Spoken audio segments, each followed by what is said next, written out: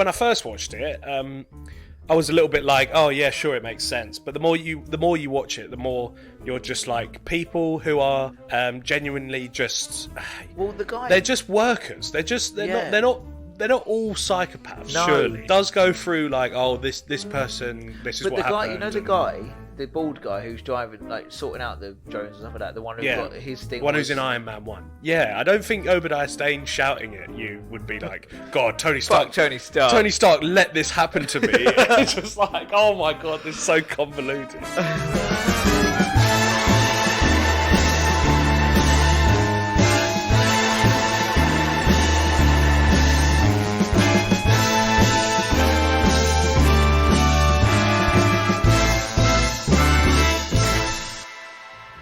Hello and welcome to Two Reels Podcast. I am Liam Reedy and I am here with my co-host Sam Mills. We're talking about the MCU movies of Spider-Man, Spider-Man Homecoming and Spider-Man Far From Home. This is part of our Spider-Man month here on Two Reels Podcast. Leading up to Spider-Man No Way Home, that podcast is out on the 18th of December. Like anything that we are doing here, give us a follow on any social media that you use. Twitter, Instagram, Facebook. You can find us at Two Reels Podcast on all of those. That out of the way, let's get into the Spider-Man MCU movies. So, over the very short last couple of months, I'd say after, because I've had to, I know you have also, but I've had to watch all of them. Yeah, I just have. You chose to do some extracurricular activities. I went beyond extracurricular activity for this one. Yeah. Like I've watched the cartoon again. Well, I've been watching the cartoon on and off anyway. I played the game a little bit. Well, the game's great anyway. Books. Huh? Like the game's great. Like game is. I feel like the game is. He might be one of my favourite Peter Parkers. Like close to the yeah. I don't want to give too much away. I was about to say something that would just probably spoil the whole podcast. You know. In terms of my opinions, but there's so much Spider-Man content. Yeah, only because I've had to cram it in over the last few weeks have I thought to myself, it's a lot of web shooting. There's a lot of web shooting. There's a lot of Spider-Man stuff, and it's all in about the space of 20 years. Yeah. And if you think about it, you had 3 for the Raimi trilogy, obviously, makes sense. You had Amazing Spider-Man and Amazing Spider-Man 2. Then you got these 2 standalone MCU films, but he's also in 3 or 4 more. Yeah. So, yeah, 3. and then, like you said, there's the video games, there's cartoons. All right, the cartoons are in the 90s, but Still last 20 years. Still around 20, Holds 25 well. years. So if you think about it, kind of on average, we were getting a Spider-Man film probably about once every 2 years on average. Might not have been, obviously, we went a little while without. Yeah, I know. Yeah, I know what you mean though. In terms of, averaging it out, is a little bit like it's every 2 years. That's crazy. You think that I think there is. So Marvel can't seem to make up their minds with a cartoon. There's been I've watched Ultimate Spider-Man, which is one of the more modern. I think that was more like 2015, something like that. Watched that a couple of years ago. It was very good. Holds up. Very high school based Spider-Man, but it's all very good. Yeah. But I think before then there was one, and since then there's been 2 or 3 more. They cannot settle on they keep resetting. It's almost like every movie. Yeah. They just do another series again. You're like, just what follow him out. It's completely set differently to the MCU. It's not the same. It's a different universe. But yeah. So you think there's a lot of films? There's even more series. There's a lot of rendition. There's a lot of Peter Parker out there. A lot altogether. So obviously with this iteration of Spider-Man, Tommy Holland, with Tom Holland, at the time I was sad to see Andrew Garfield leave as Spider-Man and not get a chance at being Peter Parker in the MCU. I can understand why they wanted a fresh clean slate. If you've already heard the Amazing Spider-Man and Amazing Spider-Man 2 podcasts, you might be kind of weirded out by that because not very favourable comments. I'm just going to leave that right there. But at the time, I was a little bit like, oh, Andrew Garfield's not going to be Spider-Man anymore. Especially how it ended. And not going to have a chance to, because when it gets announced that Spider-Man is going to go into the MCU, the internet lost its collective mind. And, at the time, we just kind of assumed for a short period of time until it was obviously announced that they'll get a new Spider-Man. That it would be Andrew Garfield. That it would be Andrew Garfield. And I feel sorry for him because you can tell from recent interviews that it was like quite a heartbreaking experience for him to lose the character. Yeah. For all the flaws of the movies, and I would have already said as much.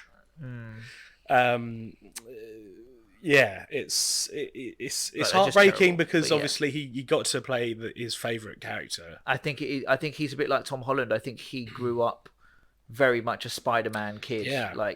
There'll be photos of him in a Spider-Man costume. And he genuinely was only Spider-Man for, I know it was for 2 movies, but if you think about that, production-wise, that's like 2010, 11 until 2014, 15. Yeah, it weren't long. It's like 4 years. It weren't long at all. I think Tom Holland's already beat that as well.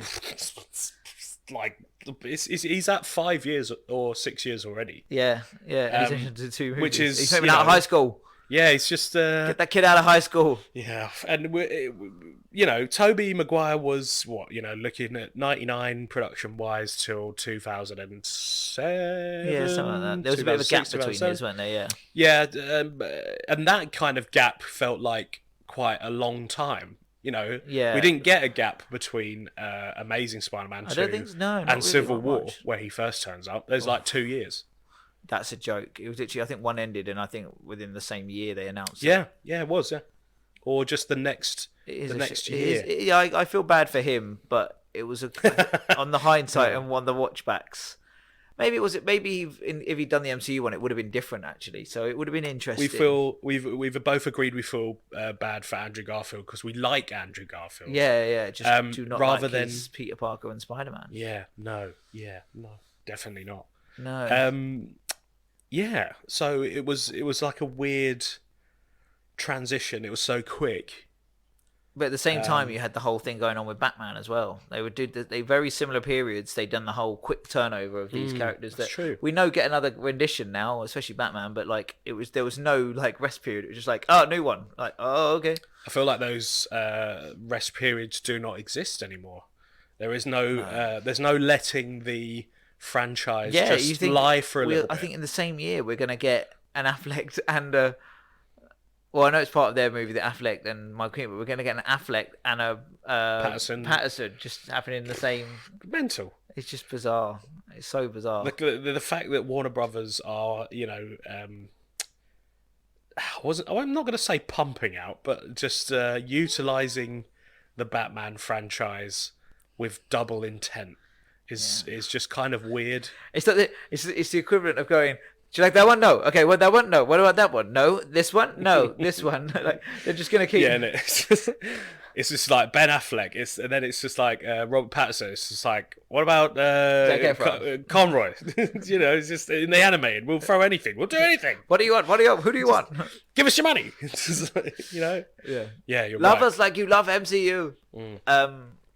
But so it was a very weird period. And I didn't even know who the kid was. You're like, no, this guy's going to win. I'm like, who? I'd already seen him on screen, though, because I saw The Impossible at the cinemas. The one with Ewan McGregor and Naomi Watts about the tsunami. Oh, he's in it. Maze Runner as well, isn't he? Wait, Tom Holland? Yeah, apparently. I don't know. I thought someone told me he was in... Not the main character, but Oh, yeah, okay. He was one of the kids in Maze Runner. He's Billy Elliot. I'm sure I can. He was a Billy Elliot. Was he on stage as Billy Elliot? He was a Billy Elliot. Yeah.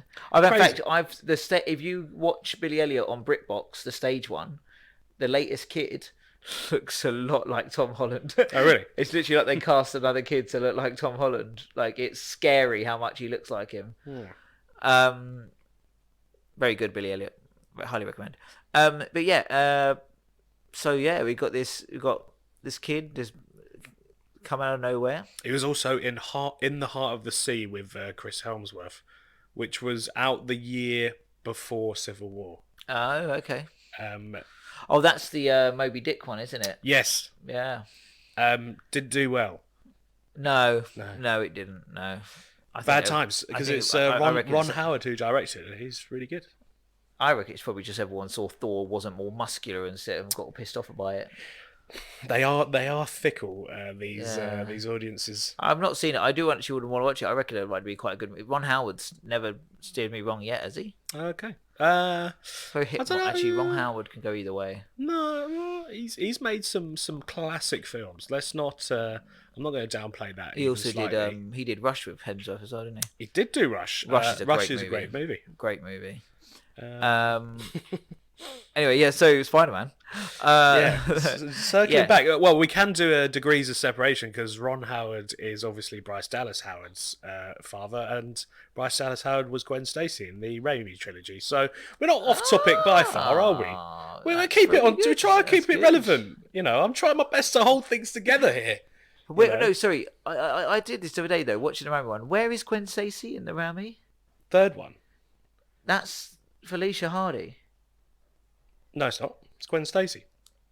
I thought it was because Captain Stacy is also in it. Sorry. Yes. Yes. I remember someone saying it was. I got mixed up. Joe said something about Felicia Hardy being in it, and I was like, and I didn't spot her, but I think she is somewhere in there. Oh no, that's I think in. Is that not in Amazing Spider-Man? Oh no, Felicia Hardy's not in Amazing Spider-Man, is she? I thought that was. What's her face from Rogue One? I thought that was her character.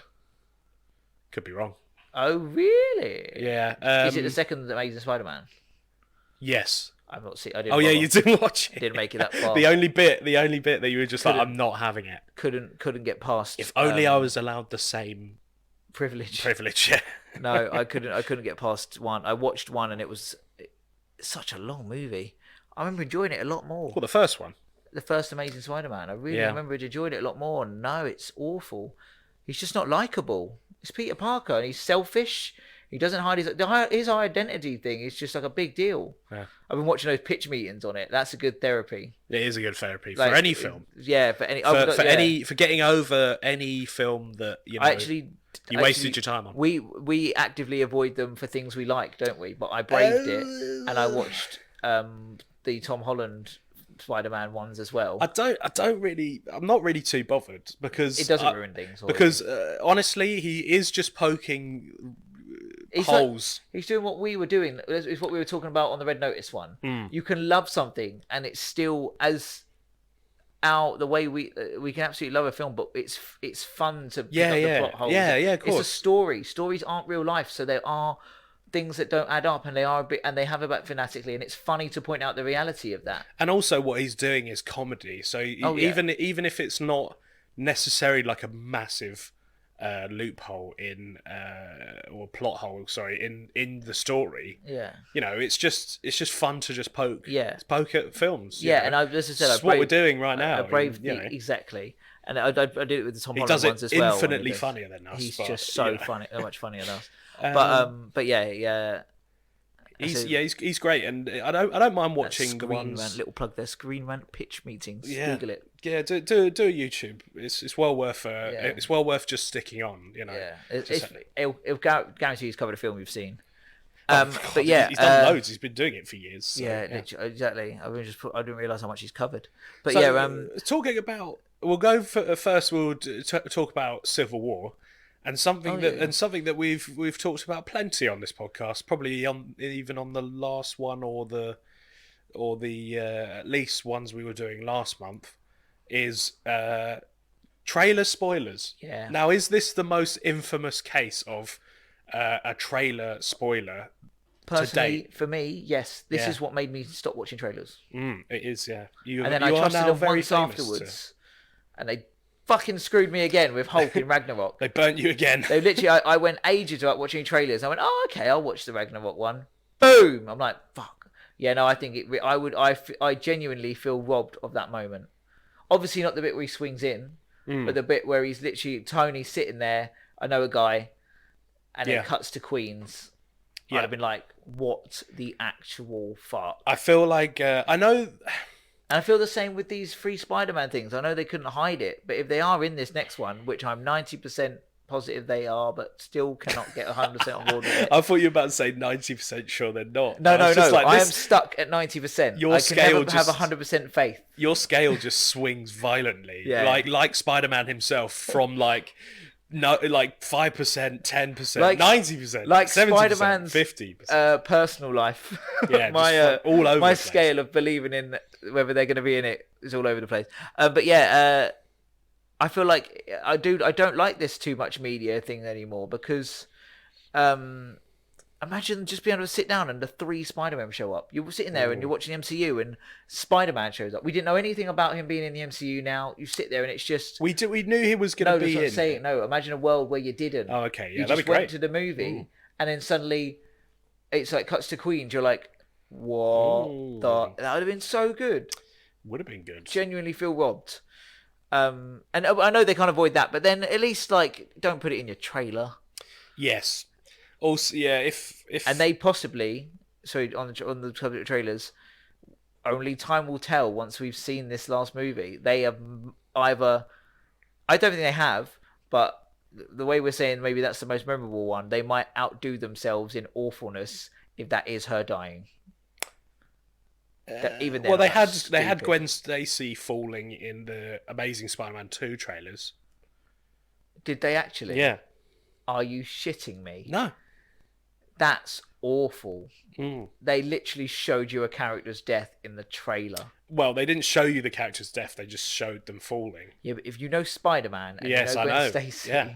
But the casual audience don't. No, so. but even then, they've still shown you the scene where she's done. Obviously they won't show the death, but they've shown you the scene. Yeah. A clip of the actual bit where they don't do that. You don't do that in a trailer. Yeah. Well, they do. They do now because attention awful. spans. I hope they haven't done that. So terrible. That would be so bad if they. That's point of no return. I don't know if for them to do it 2 franchises in a row. I feel like Marvel would just be a bit like retreading the same ground for no reason. Yeah. I hope they know better. We'll get to. Plus, I'm not ready for MJ. We'll get to some MCU potential No Way Home-ness. We're not gonna talk about like spoilers, and we're not gonna talk about like specific things too much. But we'll talk about like what's to come. Yeah, predictions. I think it's because we're talking about the MCU Spider-Man. Yeah, it just makes sense. Yeah, absolutely. Yeah, we'll definitely do predictions. But in Civil War. I was buzzing for it. Yeah, absolutely. It was. I know as much as it was a spoiler, there was also an element of it. You're like, oh, wicked! This is gonna. Yes. We can be like, oh, it spoiled it. But when the moment came, you were still just like, oh no, this is on the build sick. up to it. Now that I know, is that once you accept it, embrace it. I generally feel robbed, but it didn't spoil it. Like it was very much like, oh, okay, it's confirmation now. He's in it. Yeah, and that's cool. Yeah, and he was fantastic. Yeah, but I mean, the small bit he's in, he's absolutely brilliant. Yeah, it's an interaction with Cap.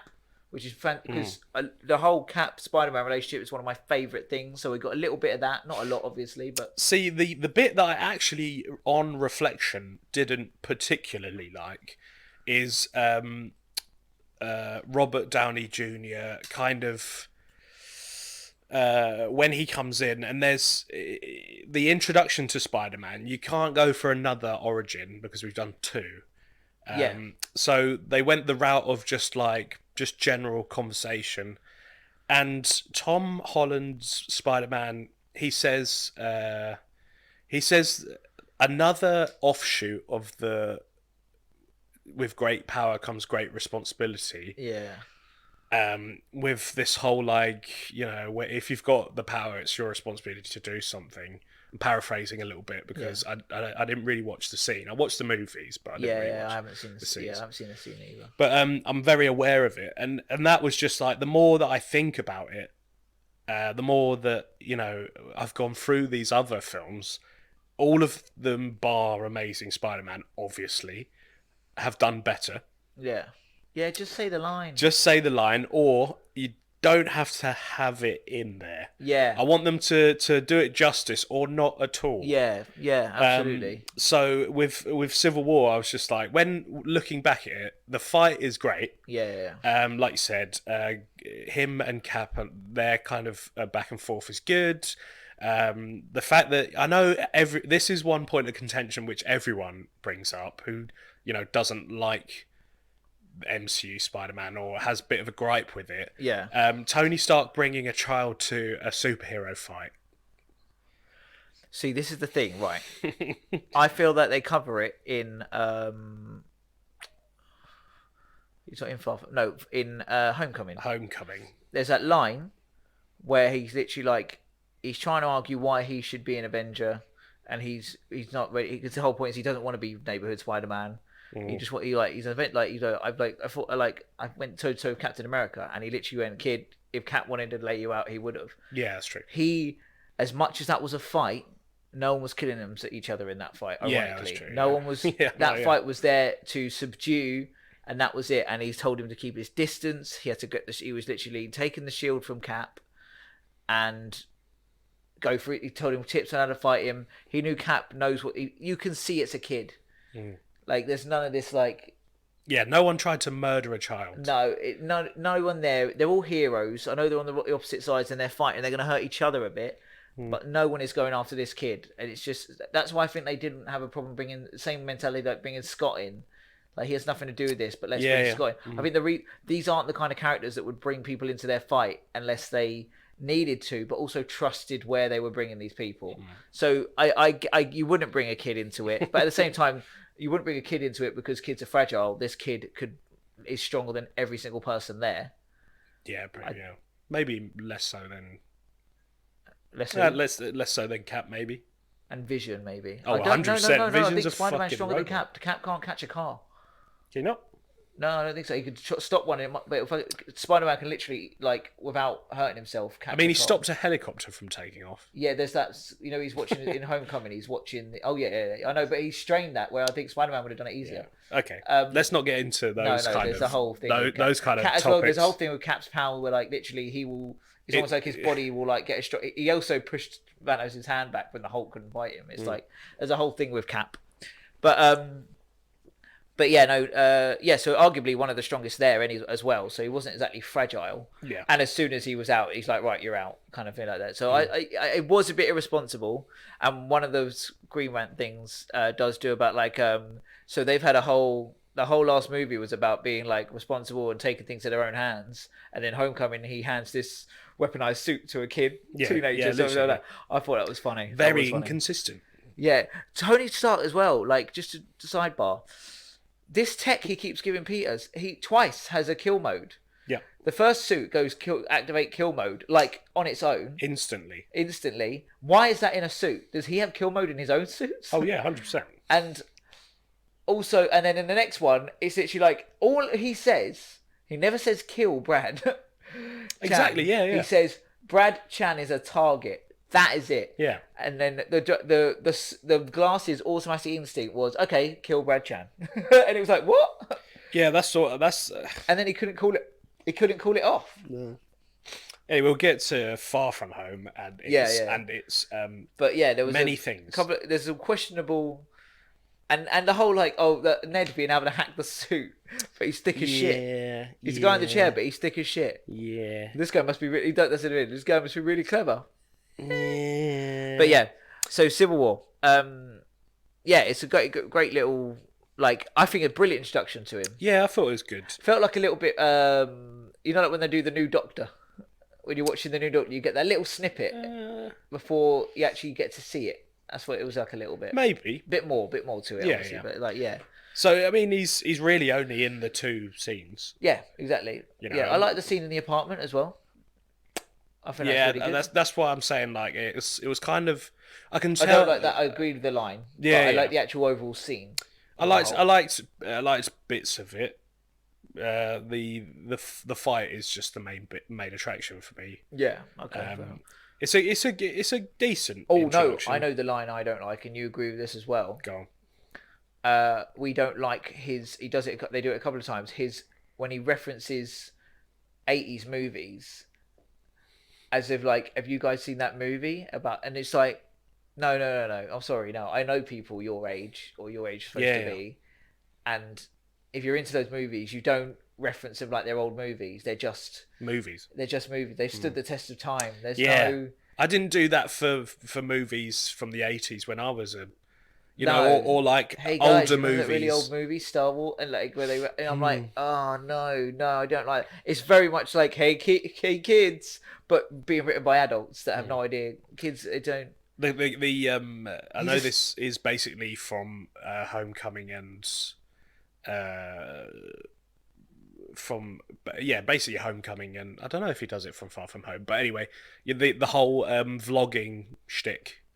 I'm just like, you're the only the real superhero who has a hidden identity in this universe. Yeah. A couple might, but mainly it's just him. Who's the only one who's got a secret identity and takes it so seriously. He's the one who takes it the most seriously. Yeah, all the time he's like vlogging with his mask off. Not live. I know, not on the internet. But what if someone gets his phone? That's it. You're fucked. Yeah. But I was just like, oh, maybe it made sense at the beginning from Far From Home, where he's like excited to be. Homecoming. What did I say? Far From Home. Homecoming. I mean, it's where he's kind of excited to be going on this journey. Yeah.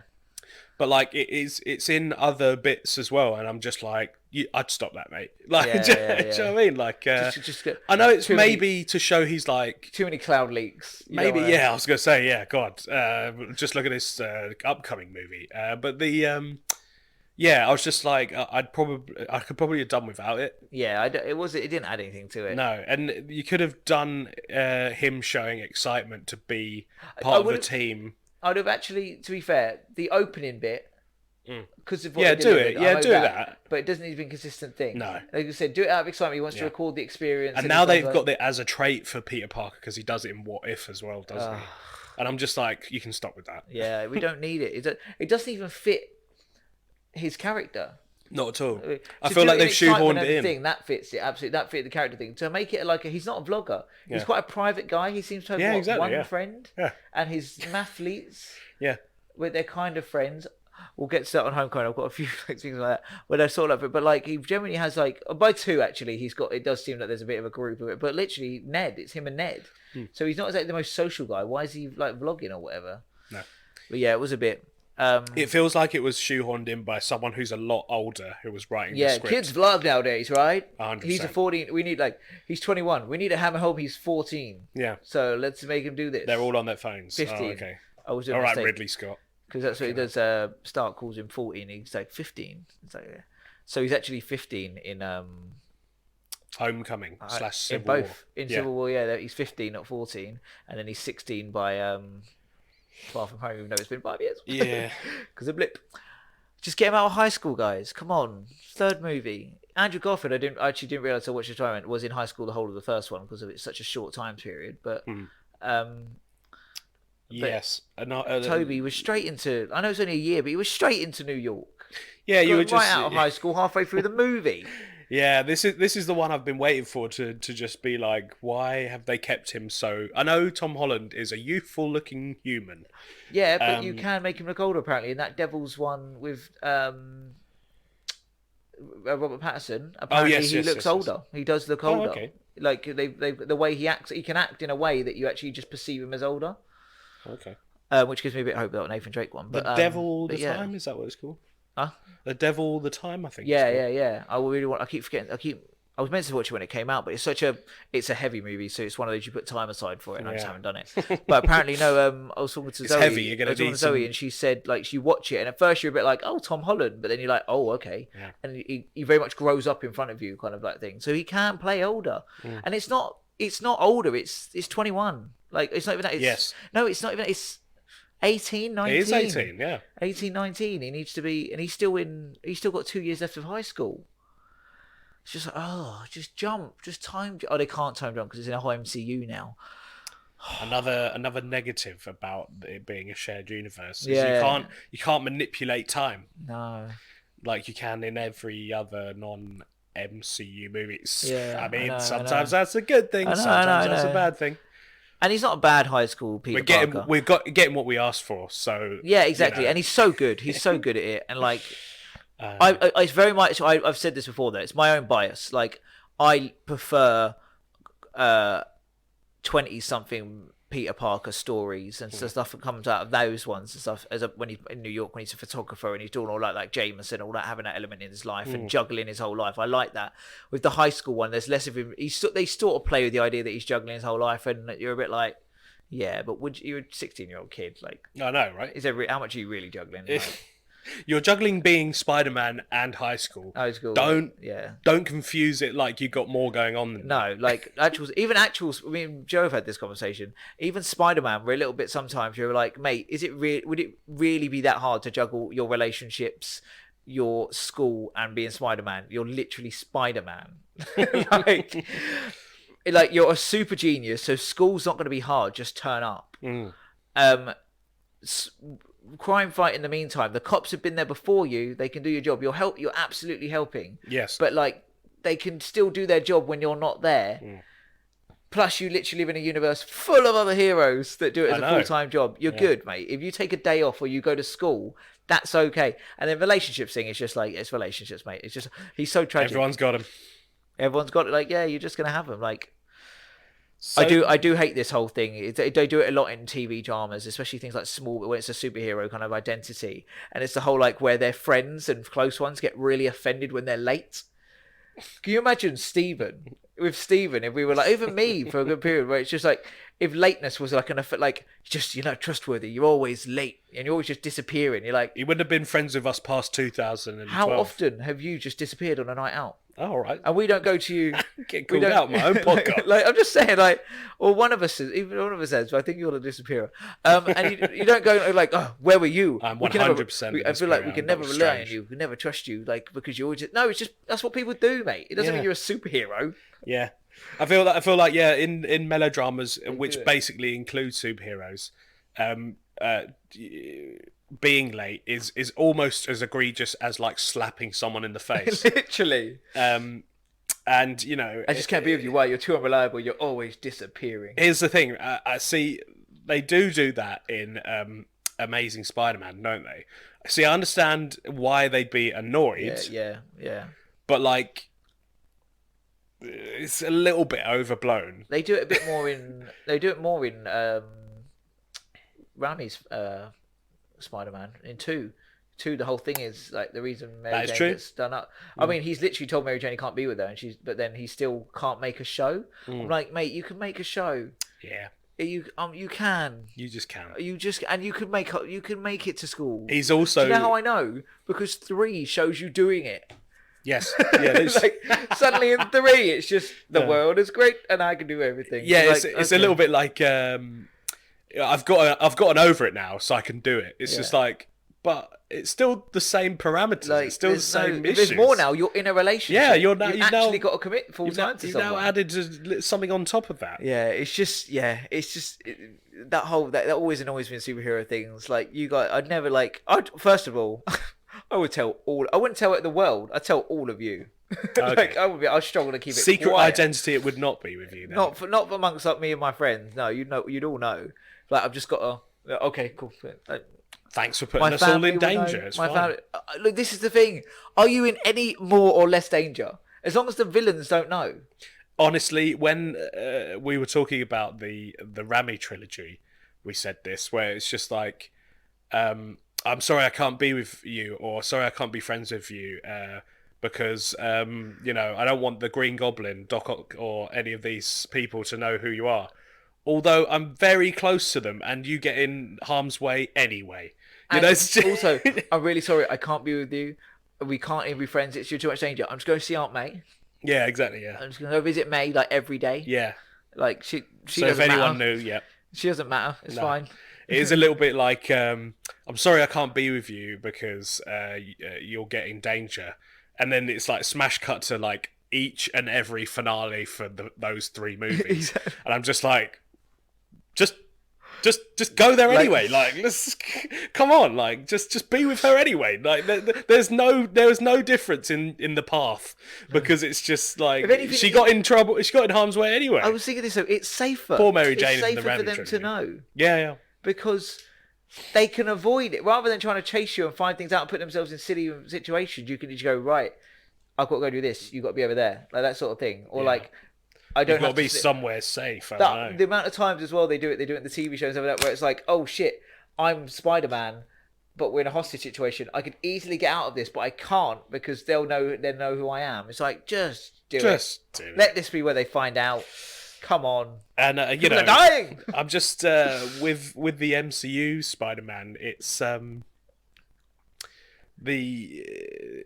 it is kind of treading the same line, but it is a little bit less cliche. He doesn't. Yeah. I don't think he really utters the lines like, "I don't think I can tell her because she'll get in harm's way." I feel like he's just like, I've got to keep it a secret just because it's my secret. It's my secret. I have to keep it a secret. He doesn't want to tell May because he doesn't ever say Uncle Ben. She finds out anyway. He does say Uncle Ben, but there's a bit in Homecoming. Ned says to him, does May know? And he's like, no, May can't know. Not after everything she's been through. And then that's it. That's the only reference I think. So he's not doing it because he's just like, if I tell her, she'll instantly become a target. He's more just like trying to protect her emotionally. Yeah, absolutely. And then the rest of it, like you said, it's just Ned. He doesn't tell Ned. He just isn't very careful because he's a teenager. Yeah. Of course, he's not very. And to be honest, if I would at that point, he would have snuck into his room like that a million times. You'd get overconfident. Yeah, you would. And Ned wasn't. And they've done it very cleverly. When Ned says, "I'll be round," he gets lost creeping at Liz. Yeah. You hear Ned say it, but he doesn't. So he doesn't really is going to be there. So he literally, and then in Far From Home, it's like, I've got something to tell you, and he's going to tell her he likes her. That's the thing as well, actually. He's not doing the whole, I can't be with you because I'm Spider-Man, because he's literally going to tell a girl he likes him. Yeah. And he tries Liz as well. And are you going to tell me you're Spider-Man? He's like, no! And that whole thing. But, so I do like how they're doing it with this one. And to be fair, the secret, the juggling your life, as much as we like it, agree or something like that, it's in any rendition of Spider-Man. It's in the comics. It's in the cartoon. I was watching the cartoon. The cartoon is a melodrama with a bit of superhero in it. Yeah. Every episode is like, he's already Spider-Man. It's someone's origin. It's relationship. It's always relationships or love related, and it's him going, every time it gets to a point where like a story arc ends and it seems quite happy. It jumps to the next episode, and it's like, am I going to be able to be Spider-Man and Peter Parker at the same time ever? Or is one never going to get in the way? And it's literally like, I know, man. I feel so like your life is just so up and down. But they do a really clever thing, which I'm hoping maybe they'll bring into maybe the MCU or another rendition, whatever we get. So when Mary Jane doesn't know he's Spider-Man, but accepts that she's finally going to be with him, she blames it on the photography. She's just like, I get it. It's part of your job. You've got to... And then he starts doing a thing where he's like, a big explosion happens or something. He goes, I've got to cover this. And she's like, yeah, you're right. It's part of your job. And he gets to run off to the thing. Yeah, it makes sense for him to go. He's a photographer. Yeah. And she does have to know he's Spider-Man. Let's hope that they do bring something That's like a that. cool little clever... I never remembered that before. I was like, okay, come on, guys. Yeah. A Keep 90s up. cartoon did it, like for kids. Yeah, go on. But yeah... So Spider-Man Homecoming. Introduces Michael Keaton as the Vulture. Oh, brilliant. And the way that they... I really hope he's one of the six. As well as the way that they slip him seamlessly into the MCU as a contractor who is there to clean up after the Battle of New York. Now, obviously, over time, I'm a little bit tired of everyone being... Wronged by Tony Stark. Literally, the point where the second one, everyone is wronged by Tony Stark and becomes murderous villains. I think this is where it was getting. I feel at this point it was getting obvious that this keeps happening, and if it hadn't happened before, though, this would have been really cool. Yeah. It was really cool anyway. Oh yeah, but it had that little bitter taste because of every Iron Man movie. you're just like, right, okay, another guy who's just like, Tony Stark's done me wrong, and it's just like, it only happens to be not another Iron Man movie because Spider-Man exists. Do you know what I mean? Like, because if other Iron Man, literally, if Tom Holland's Spider-Man hadn't been introduced, I know they obviously wouldn't have had a Spider-Man villain, but like you can just see it in the universe. It would have just been like, oh, this is just another fight for Iron Man. Yeah, you know, yeah, yeah. it would have just been Adrian Toomes versus Tony Stark. You know. Yeah, yeah. But you know, Michael Keaton is really good in it. So good. And honestly, you know, him being the reveal for Liz's dad. I mean, I don't know. I can't remember this. Was it a reveal? Yeah. When he opens the door, yeah. we didn't know, did we? Genuinely, I think either like when I don't know if he opens the door or if he comes into the house and he sees him in the kitchen. Does he open the door? Oh wow. Yes. I was just like, oh shit. Yeah. You know, like you know, they didn't. I don't know how they hid that from me though. 'Cause Didn't spoil it in a trailer. No. Do you know what I mean? Like, it was good. It was a good one, and you know, the scene where he's talking to him in the car before the prom. It's some of the best cinema. It's like the lighting is great on his face, and it's just so fucking sinister. Just hint. I reckon so. In it, Yeah. I reckon it's hit. Oh, we'll get to that. We'll get to that. Yeah. But yeah, like yeah, it's just so good. Just a brilliant character. I love his reasoning behind it. It's so normal. It is, yeah. There's no like, because Vulture's all about like, I think it's about like he's really old and he wants to be young or something like that, and it's constantly like this. Oh, it's definitely draining the age out of people and so. No, this is like, okay, we'll do Vulture, but it's definitely a step so far away from the comics. Yeah, and in the origin, but a lot of them are in the MCU to kind of make it. I'm not going to say realistic, but I'm going to say more just believable in that universe. Grounds it, like we said before. You want to ground it. You can create these worlds, but still put a level of. But this, the idea of it's just a guy who just got so done over. But by the sounds of it, even by that scene in Thingy a few times. Yes. And it's probably for the same sort of thing. And there is, you can imagine the guy at the bottom. So what? They make the damage and they clean it up. Like just Stark just completely oblivious to his own actions, sort of thing. Although I do feel like that scene at the beginning, I'm a bit like Stark definitely doesn't know about this because he would not have done it this way. He'd have paid him or something. Yeah, I feel like that he has just set it up with good intentions, but then like as you go lower down the chain, it's just like people's methods are just, or their drives are just, they're not as pure as the original thought. He'd have paid him for the trucks and stuff, and like paid him for the whole job. I don't know. Like, I'm not going to get into the semantics of what Tony Stark would have done. But it was a bit. But then it was very much clear that it wasn't. You're very aware that Stark's not aware of any of this. It's also obviously the first big battle. So, so they're a bit wronged. He just wants to provide for his family. But through it, obviously joins the criminal underground, and I guess it has a toll on him because he doesn't seem too fussed when he kills first Shocker. Yeah, not really. No, like it's quite a funny moment for him. He was just like, whoa! I thought that was I thought it was the levitation. Like, he's like, no, that's that one. He's like, well, no. I feel like he's just like, from that point, just kind of been enveloped in just doing criminal things. Yeah, he done the whole thing. I'm a criminal now. I mean, yeah, he's literally selling weapons. So. It's the whole greater good thing we always hate, where like greater good, but I had to kill these people, so now I just kill kids because I do it for the greater good. What? Yeah, providing for my child by killing another child. Yeah, exactly. It's just like, oh, okay, insane. And how they've never got caught. Like, they're just selling to run-of-the-mill criminals. It's not like, how have they not been caught? Run-of-the-mill criminals in, not broad daylight, but, like, out in the open. And, like, they would have got caught on the boat. Yeah. If it wasn't for Thingy interfering. But why did it take for him interfering for them to be chasing down these missing stuff? Yeah, that's true. It's very odd. I mean, plot holes. Plot armor. But, him as a villain, absolutely fantastic. Like, he just plays it so well. Like you said, that bit in this car...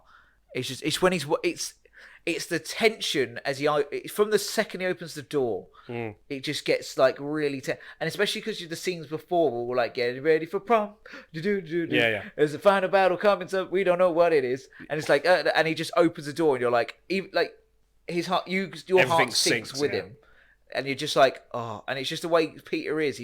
Tom Holland plays it so well, and Keaton plays it off well as well.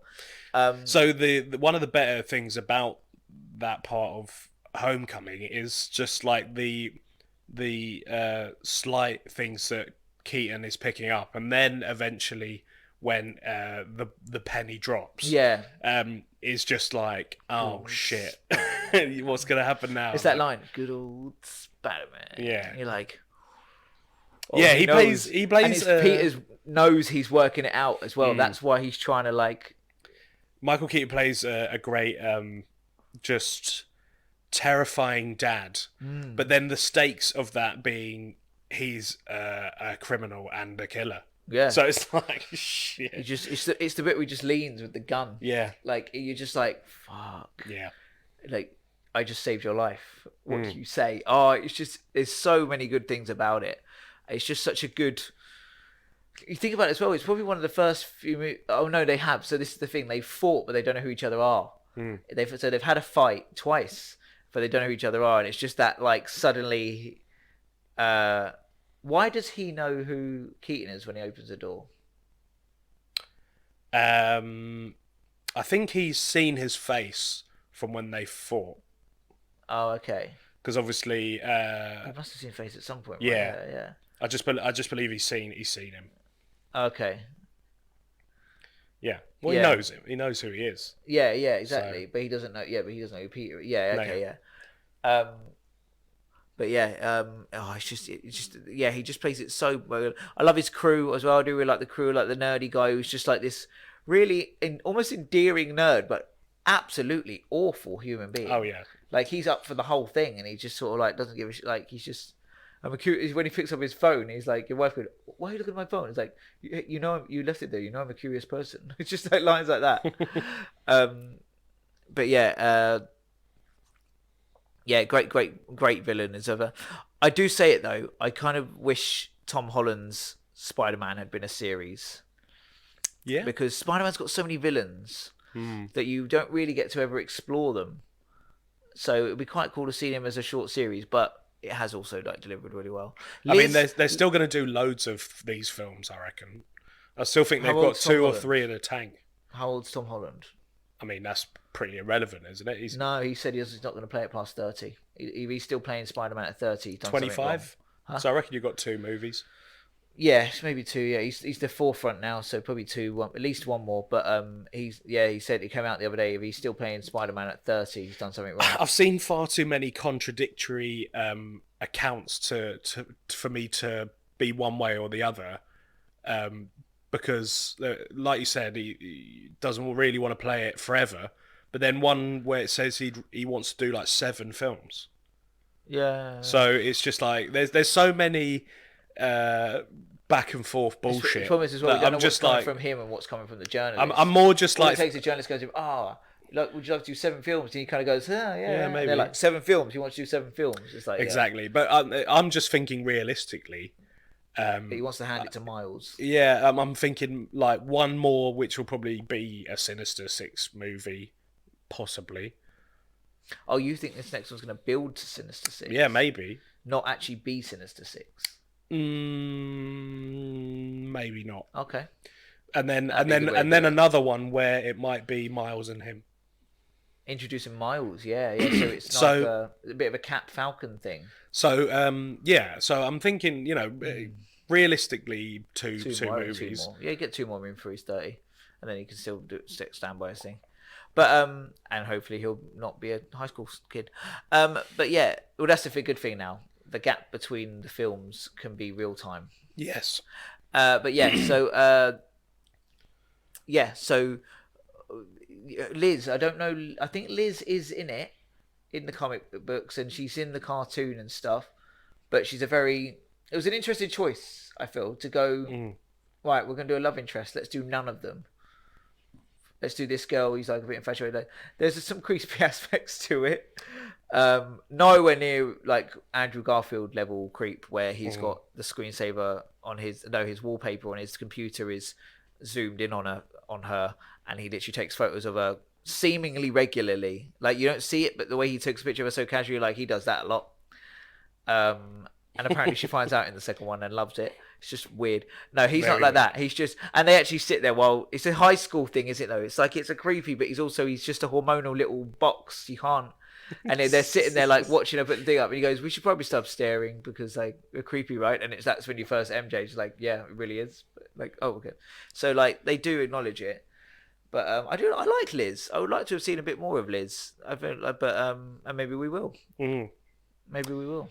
Well, obviously, Michael Keaton has said that he's filming stuff right now for a secret Marvel project, or an upcoming. I don't know if it's a secret. That's so good. It's not secret we anymore. know he's not. Well, we know it's not seen the last of him. Yeah, And he's in. He's been announced for one, hasn't he? Not Yeah. Spider-Man. Mobius. That's it. Yeah. Which has been filmed though. So Mobius? Morbius. Mate, you can't call Owen Wilson's character Mobius Oh yeah, Mobius, and then be like, yes, and also the vampire character in our universe. No, it's Mobius. Morbius. It's Morbius, yeah. Morbius. But yeah, he's in that. Yeah. He's been in the trailer for that. So Yeah. And then we've also got the guy Scorpion as well, who's potentially going to be in it. But I mean, I'm just like, there's been no setup for that though. I know he's got a scorpion tattoo on his neck. He's got a scorpion. Oh, and he's Matt Dugan. He's got the name of what Scorpion. But I'm just like, there's been no. No, I know they need to do a bit more. Yeah, they need to do some groundwork. All they've done is like, oh, he done this to my face, and I want to kill him. And it's like, okay, be a criminal. Right. Okay. Yeah. Okay. He hasn't done you wrong. You're doing bad stuff. But yeah.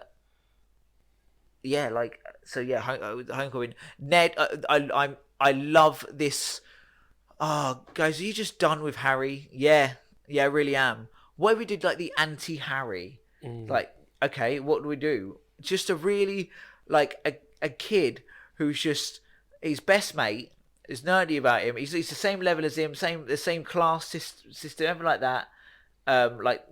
He's not super rich or anything like that. Yeah, and then he finds out who he is, and he's just fucking overjoyed.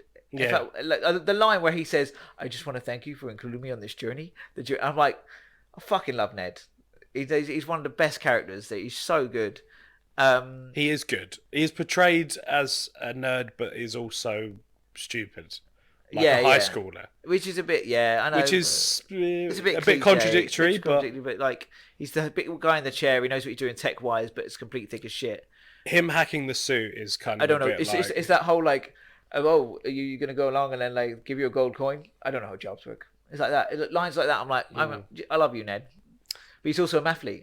Yeah. He's on the mathlete team, isn't he? Yeah. So the mathlete team. Okay. So Peter got invited to that party because Ned shouted out that he knew Spider-Man. First of all, and I believe it because this is what high school kids could do.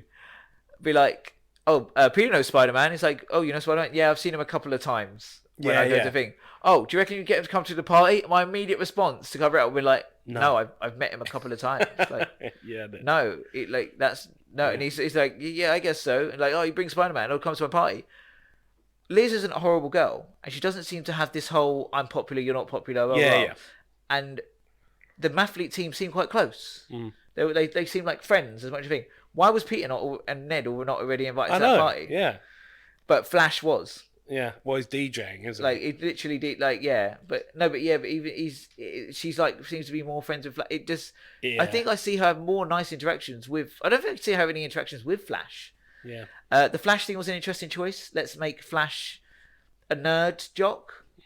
A meathead nerd. Like, okay, you don't want to do the traditional. I feel like bullies come in all forms, I guess. Certain choices were a little bit like let's subvert expectations. Yeah, but I would have still just keep Flash because his journey later on, if they do want to do Agent Venom or whatever, you kind of want him to be the jock that turns good sort of thing. I like Flash's emotional journey in the Spider-Man things, in all of them. But yeah, so that whole like why he wasn't invited to the party. Because even though he was a mathlete thing, but they're all really close. It's just like what? There's a little bit of a weird dynamic going on, isn't there? It's just a bit plot thing. There is quite a lot of action in this movie. Yeah, a lot. Yeah, they get like it very well paced. You kind of get a little bit of like the like in between, and Karen. Why did they get rid of Karen?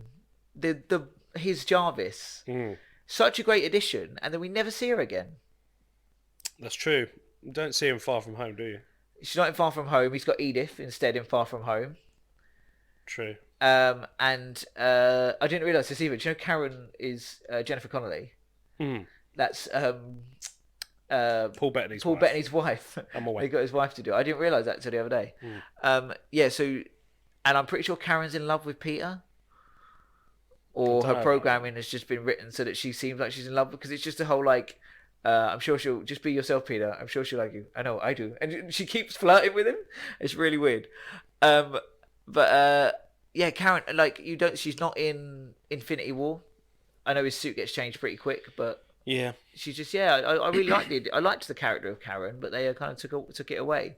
I really like your impressions. So like that kind of really still on that bit. I love that bit. But yeah, I don't.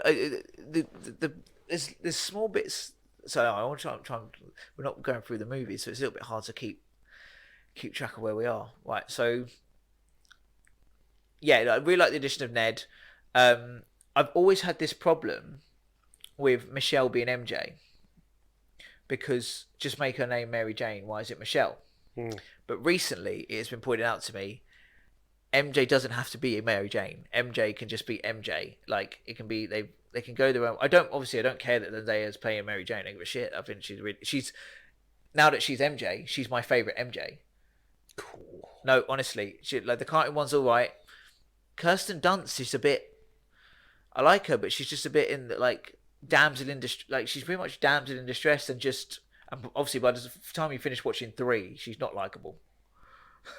Like, she literally is getting annoyed that her boyfriend that she chose to be with after he told her not to be because it's difficult, having given such a shit time, is now getting some dual praise because her acting career isn't going that well.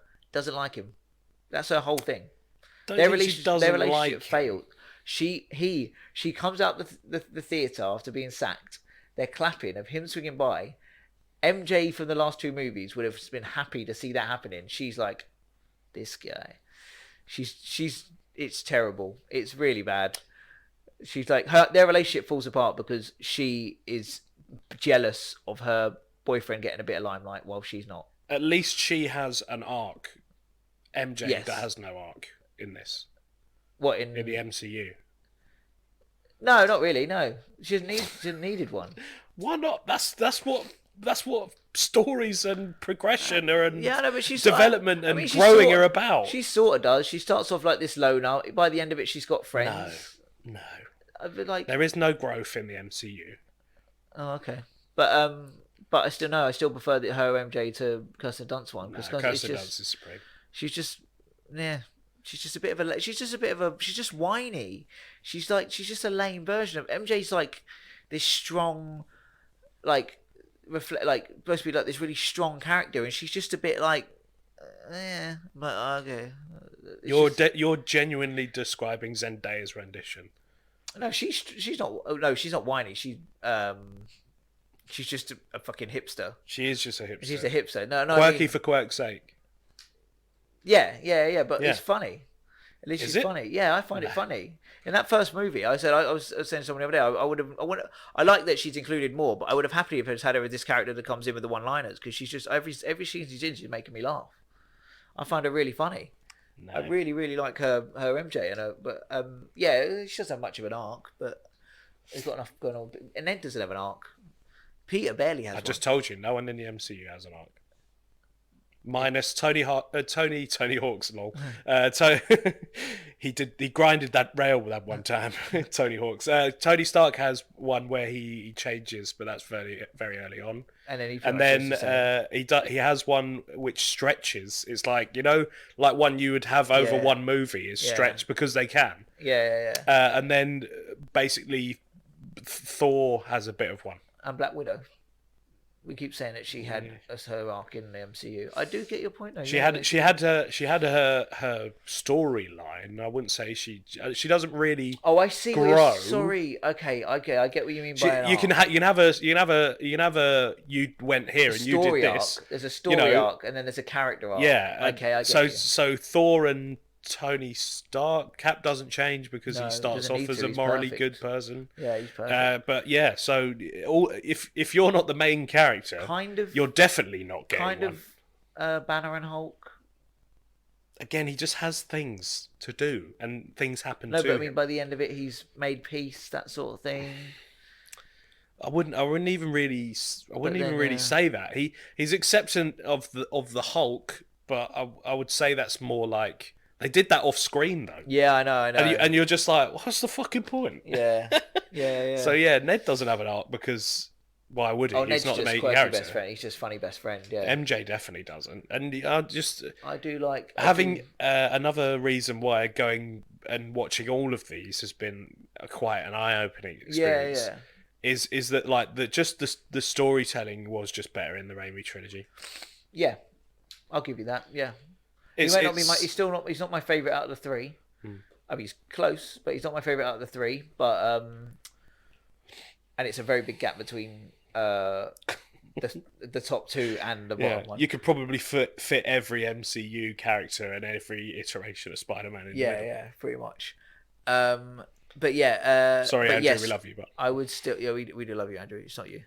But yeah, no, I agree. The storytelling was not in three. I don't like there's. Admittedly, yes, there's a story there, but just because there is a story there, it doesn't get points if it's shit. And it is shit.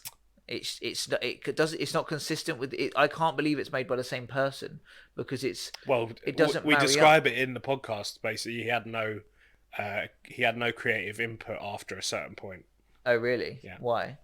because the studio just took over. Okay, but he did in the first two. Yeah. Oh, okay. And the studio put in emotional things and took out action.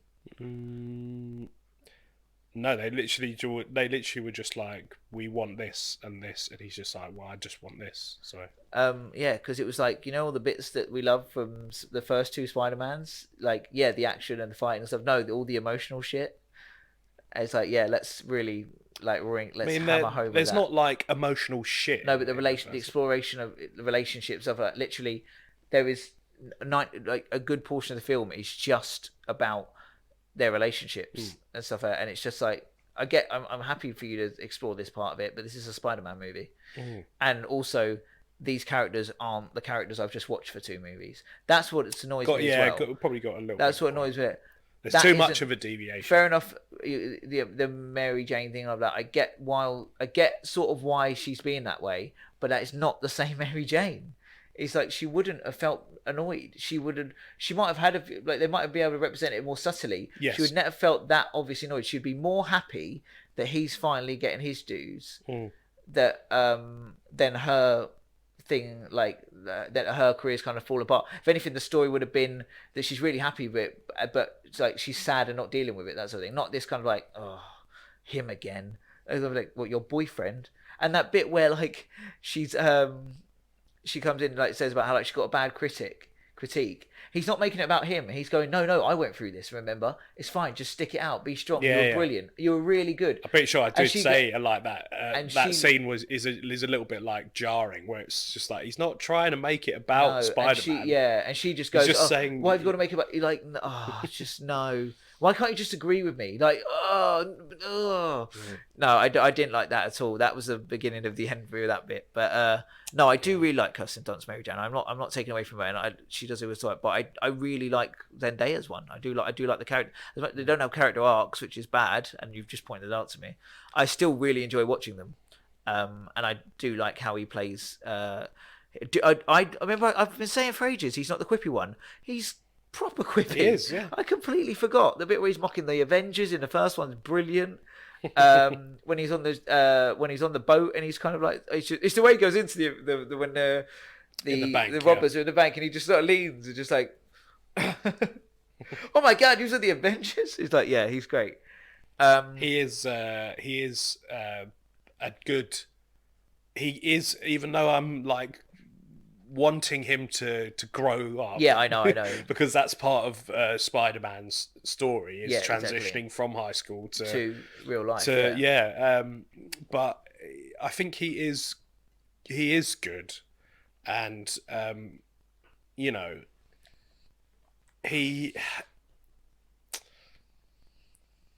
feel like there's a weird. This might be just from what I'm getting from online. But he obviously is loved in certain circles, quite big circles, as Spider-Man. But like, I don't understand how you could really compare him to Andrew Garfield's. I know I will have talked about this. I've talked about this in another podcast. Yeah. But if you were to say to someone, "Oh, Andrew Garfield or Tom Holland," I feel like more people than you'd think would say Andrew Garfield, and I don't know why. Because watching these films, I am just like, he is Spider-Man. Yeah. Do you know what I mean? Yeah, like, yeah, It is like, yes, it's different to Tobey Maguire, but it should be because it's a different universe. And we've always said Tobey Maguire, brilliant Spider-Man, okay Peter Parker. But then this time, well, no, no, you're right. No, you're right. No, you're right. Fuck off.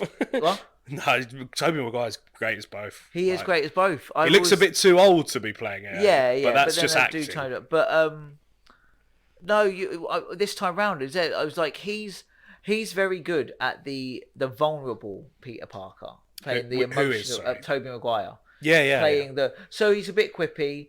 The nerdy thing's it's a bit cheesy whenever he's trying to be the nerdy or that kind of aspect to it a little bit. Yeah, but that's what it is like in the comics. It is like that in the comics. I feel like we're tainted a little bit by beefy 90s Spider-Man.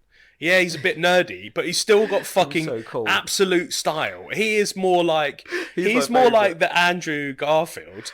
But Andrew Garfield's is like, say if it's on like a spectrum, or maybe like a cross section, where you've got like cool, but it's like kind of doesn't land.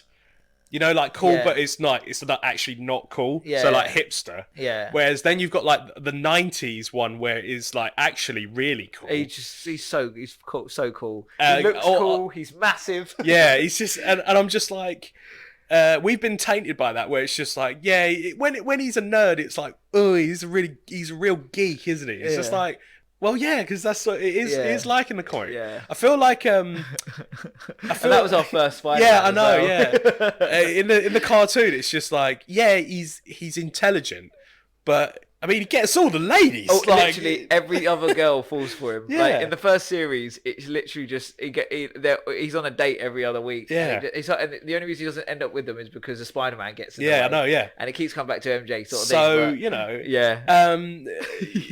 I feel like we've been tainted a little bit by that because we have. Because then when you get to the nerdy bits of Peter Parker, you're like, oh, this is maybe a bit too much. It's obviously now we've had the Raimi trilogy. I said, like, I think he strikes the most of a balance between the two, whereas that doesn't negate that Tom Holland is good at both. Yeah, I just feel like, you know, so it is like two figures where it's like both are really high for Tobey Maguire, being Peter Parker, being Spider-Man. You know, they're maybe not like equal, but they're up there. No, yeah. And then like Tom Holland is like a little bit under that, and then fucking Andrew Garfield's is a completely different graph. Yeah, it looks like one of those things that's like, it looks like a squiggle. You're just trying to make heads or tails of it. You just can't. And so he's not Peter Parker. Yeah, so he's wearing a Spider-Man costume, but so you know, he keeps giving his identity away. Tom Holland, he's this is just me personally. I know you probably feel a bit different, but I'm just like, he is good. I just think like Tobey Maguire is just better.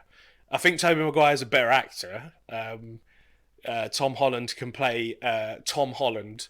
That just fortunately kind of ranks under him playing Peter Parker. He's a bit of a Peter Parker in real life, minus probably the genius. Oh yeah, he's Peter Parker. Do you know what I mean? Yeah, well, but he would be. Whereas Tobey Maguire, literally- I've seen do other varied. The reason he's a Peter Parker in real life is because Peter Parker's his hero. Like, Okay, yeah, he's maybe. modeled himself off of Peter Parker. Yeah, so. But no, he can play. He's as I said, that Devil's. He can play a serious, like a much better. He can act. We just haven't seen him do it. Yeah. We just haven't watched the movies It yet. also is a little bit unfair because he's a lot younger. Yeah. But I'm just saying that the roles that he has undertaken have been very similar. There are all obviously going to be deviances. He's done some serious stuff. We just haven't watched it. Yeah. He's very much seems to be doing the blockbuster and the serious dramas almost simultaneously. We just haven't watched the dramas. But yeah, I do just think Tobey Maguire just pips it. But again, that's not to say that I'm taking away from Tom here. After this watch through this time, I've realised that I don't prefer either. I honestly, they are two different versions of a character I really like. It's the Doctor, not the Doctor. That sort of thing. But no, because he's a different guy every time. No, it's two different versions of a character I really like. Keaton and Bale. Okay. Like. That's another can of worms. I know. But I'm saying I don't necessarily prefer one over the other. I know which films I prefer.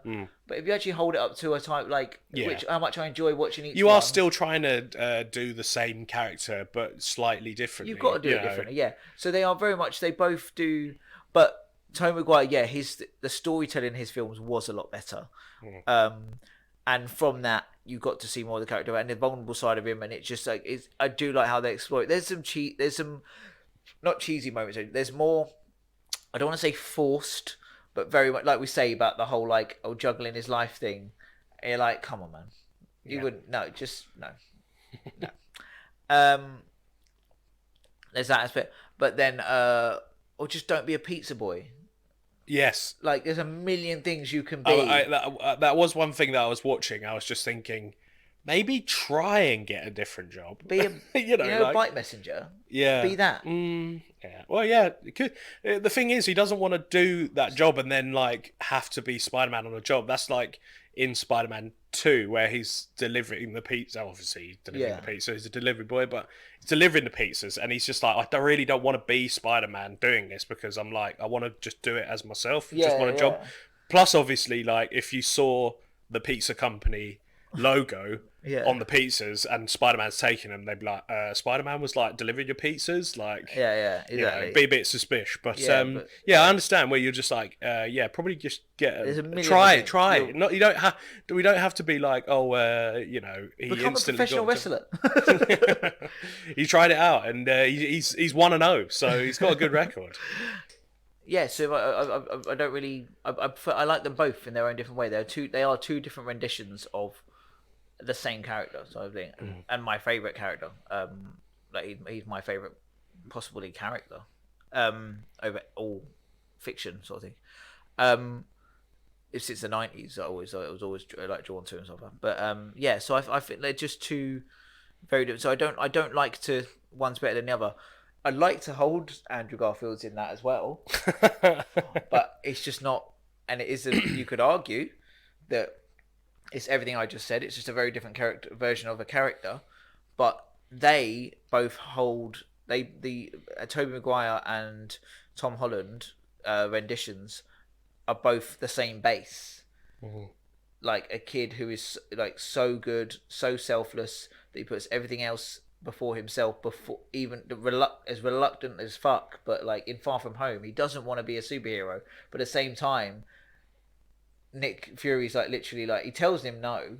He does tell him no, and he could have still just stuck with his guns, but as soon as he's knows he's roped in, he's I've got to do this, I can't not help people. So that's sort of Tobey Maguire's is can't even go to school because the second he hears a siren he's got to follow it, kind of thing like that. I like that. That's very Spider-Man. Andrew Garfield's, the first movie spends the whole thing trying to chase down the same guy, which is actually part of the story. And if you've had it's after Captain Stacy points it out to him, he stops doing it, admittedly. But the identity thing is a big part of Peter Parker, and actually, by the looks of it, is a big part of this next film.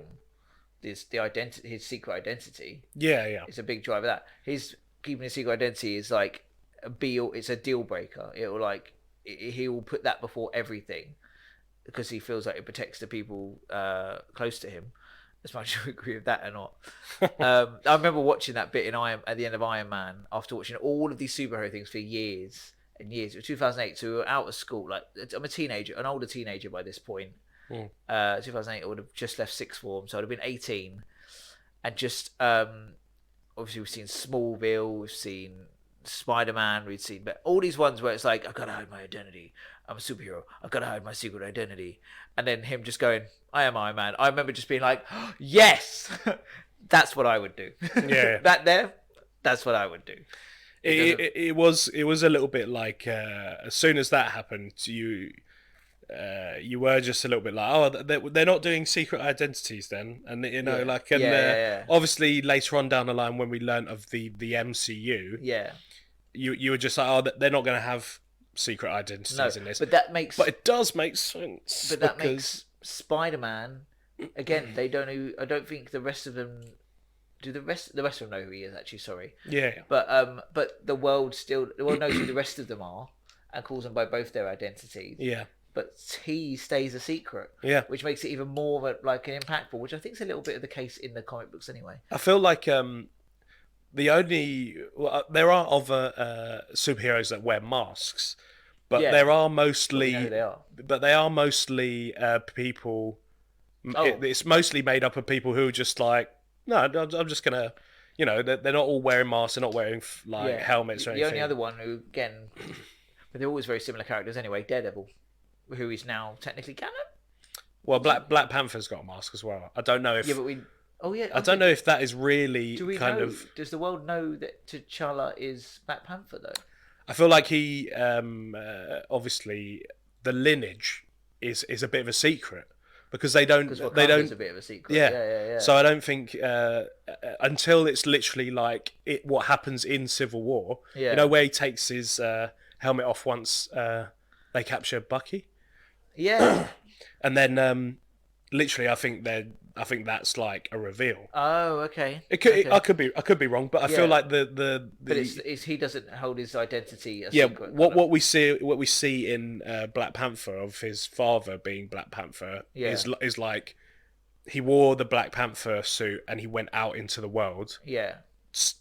He's a secret. Like they don't know about him. Yeah. It's not. It's a secret identity. They don't. It's the fact that the whole world doesn't know about him and basically about Wakanda. Yeah. What it's like. So, I feel like it was that moment where he's like revealing himself to the world. Yeah. And other than that, there's no real secret identities out there. I could be wrong, except Spider-Man. Except for Spider-Man. Yeah. Yeah. So it is a big deal in this universe, and obviously, I know we're skipping ahead a little bit, but like what happens at the end of Far From Home, when that happened, I was like, what are they going to do with it? Yeah. And I didn't have any clue. No, I was concerned. Yeah, were you?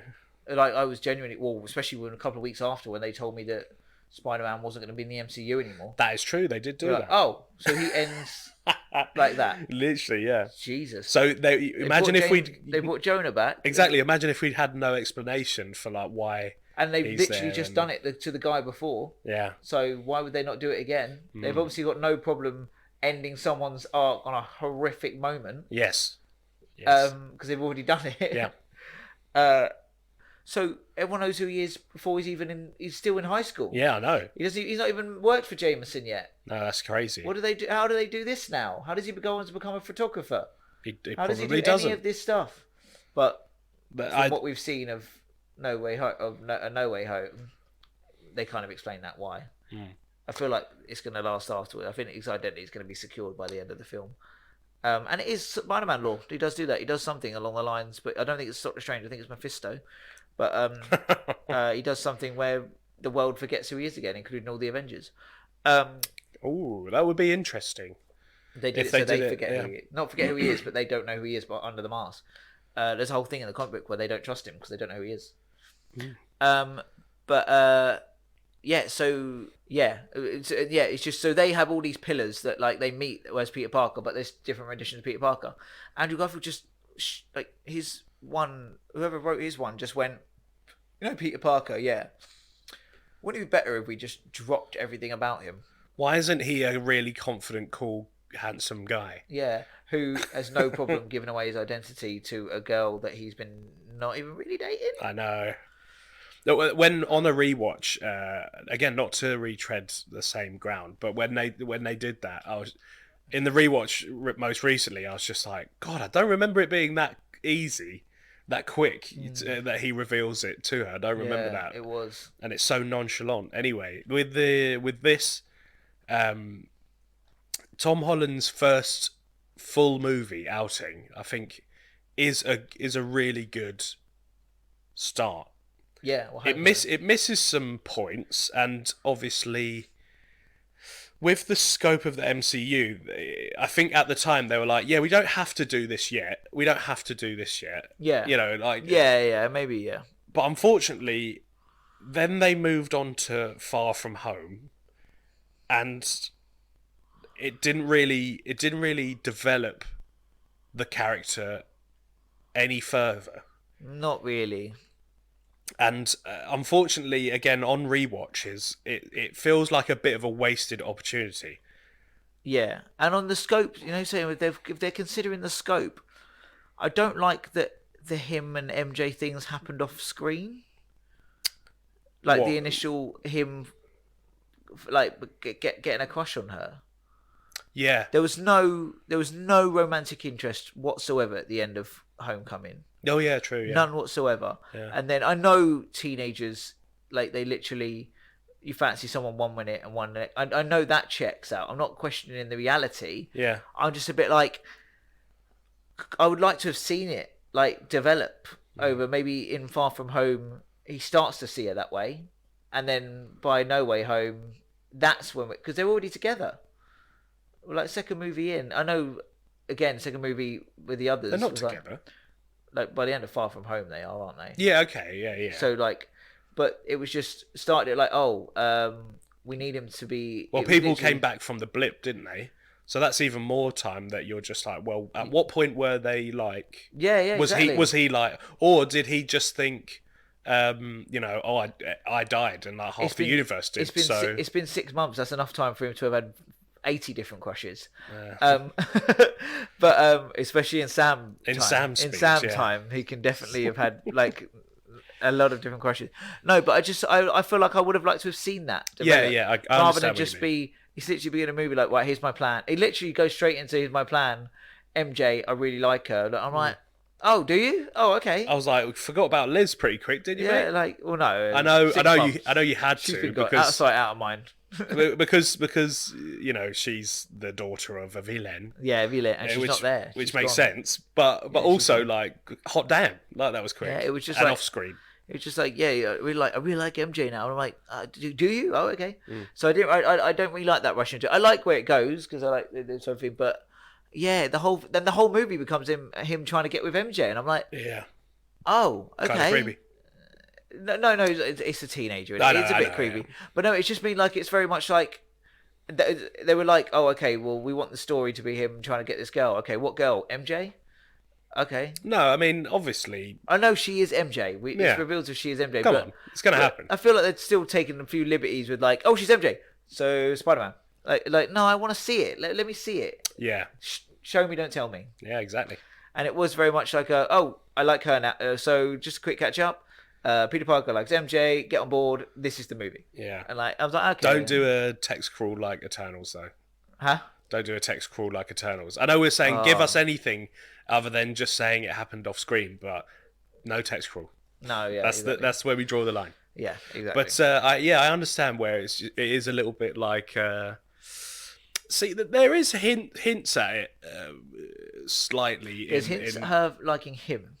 What, in Homecoming? Yeah. There is that. Yeah, that's true. There's a couple. It's the last bit, the way she did a lingering look thing, but it's that bit where like they're in the hall and she says something. I'm not obsessed with him. I'm just really observant. There's that kind of feel like she's clearly got an interest. She keeps mentioning, noticing he's not there and stuff like that. She's got an interest.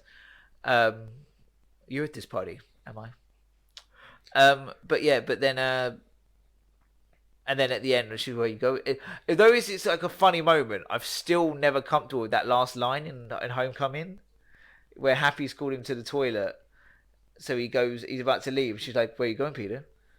What are you hiding?" And he kind of goes, "No, I'm kidding. I don't care." I'm just like, if I was him, I'd be like, "What the fuck was that?" Yeah, it's a little bit. And I'd be like, "Oh no, I was joking. Okay, okay, that was really fucking weird." A lot of the stuff that she does is, I'd be off put. Like, I wouldn't be like, oh, nice, cute. I'd be like, no, okay. They do say in Far From Home that he mentions that's kind of what he likes about her. She's funny, she's dark, and he kind of likes that about her. Mm. But yeah, it's just a few. It's that line where he's just like, "What are you hiding?" And like, I'm like, they very much forced her. She knows, but she doesn't. Kind of moment. I'm like, do it clever, or don't do it. Don't be like literally really obvious and then just write it off with, "Oh no, I don't care." It's sort of a funny moment, but I'm like, nah. It just no. It was very like forced. I know what you're trying to make me feel, and I'm too aware of it.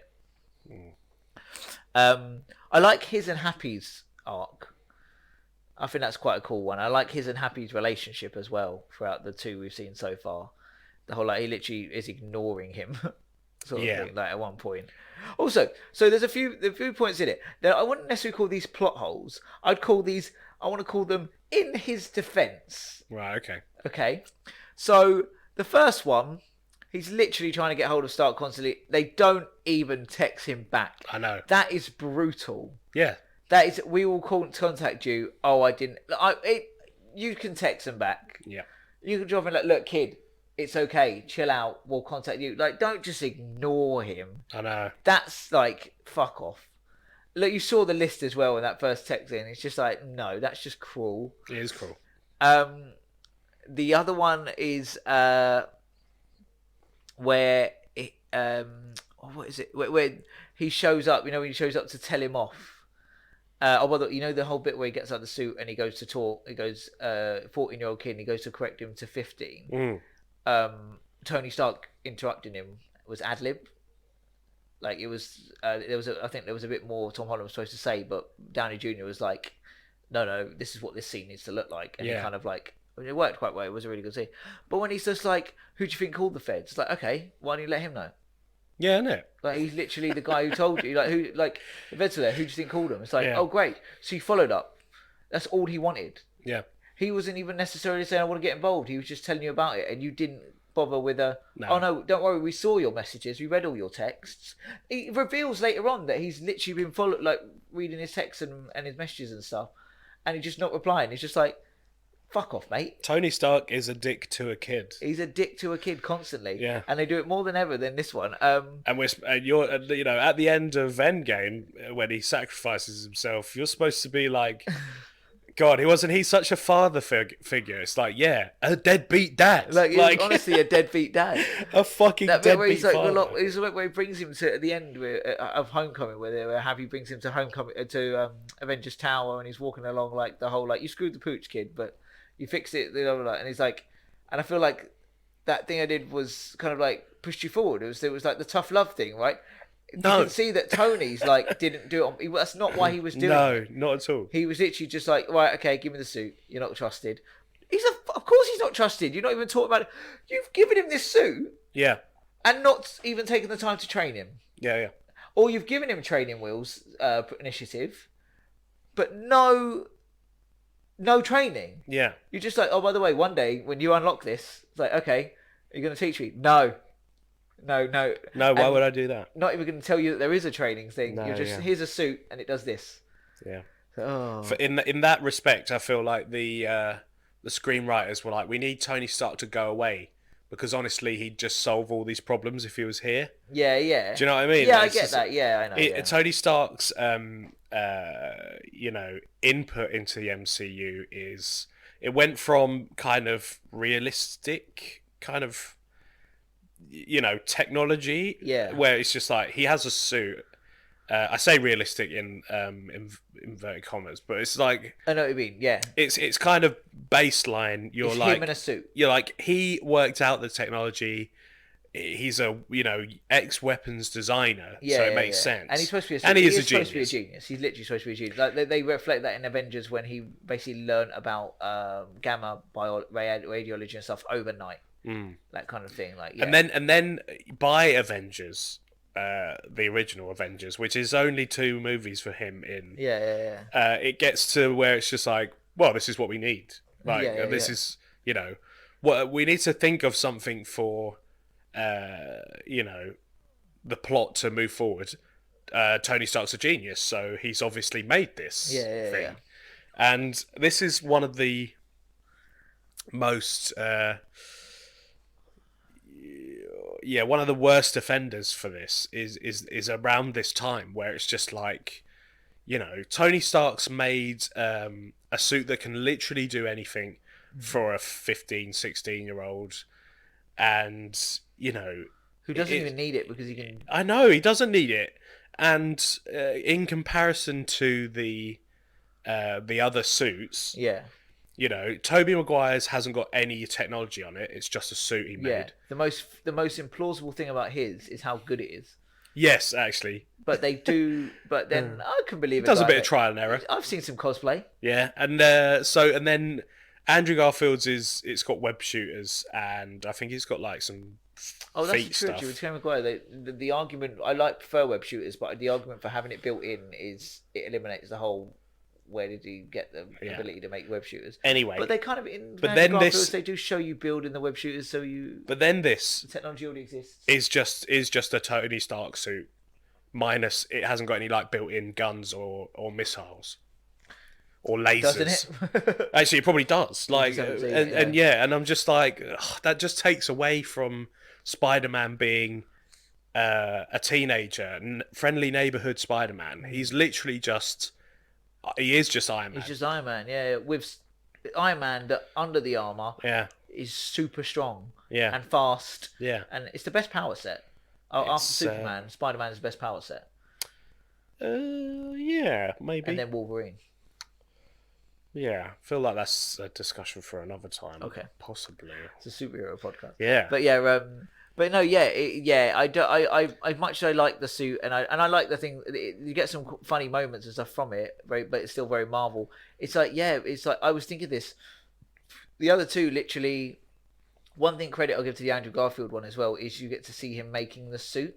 Yes, he's doing a lot of trial and error, and so it makes sense when you finally see when you finally see the suit all done. You're like, well, he went through trying to get that right. Yeah, exactly. And then again, the Tom Holland one, when he made his own suit, it's quite believable because it's literally a hoodie. It's just a hoodie. Goggles. Does he have the adjustable eyes at first? He does, yeah.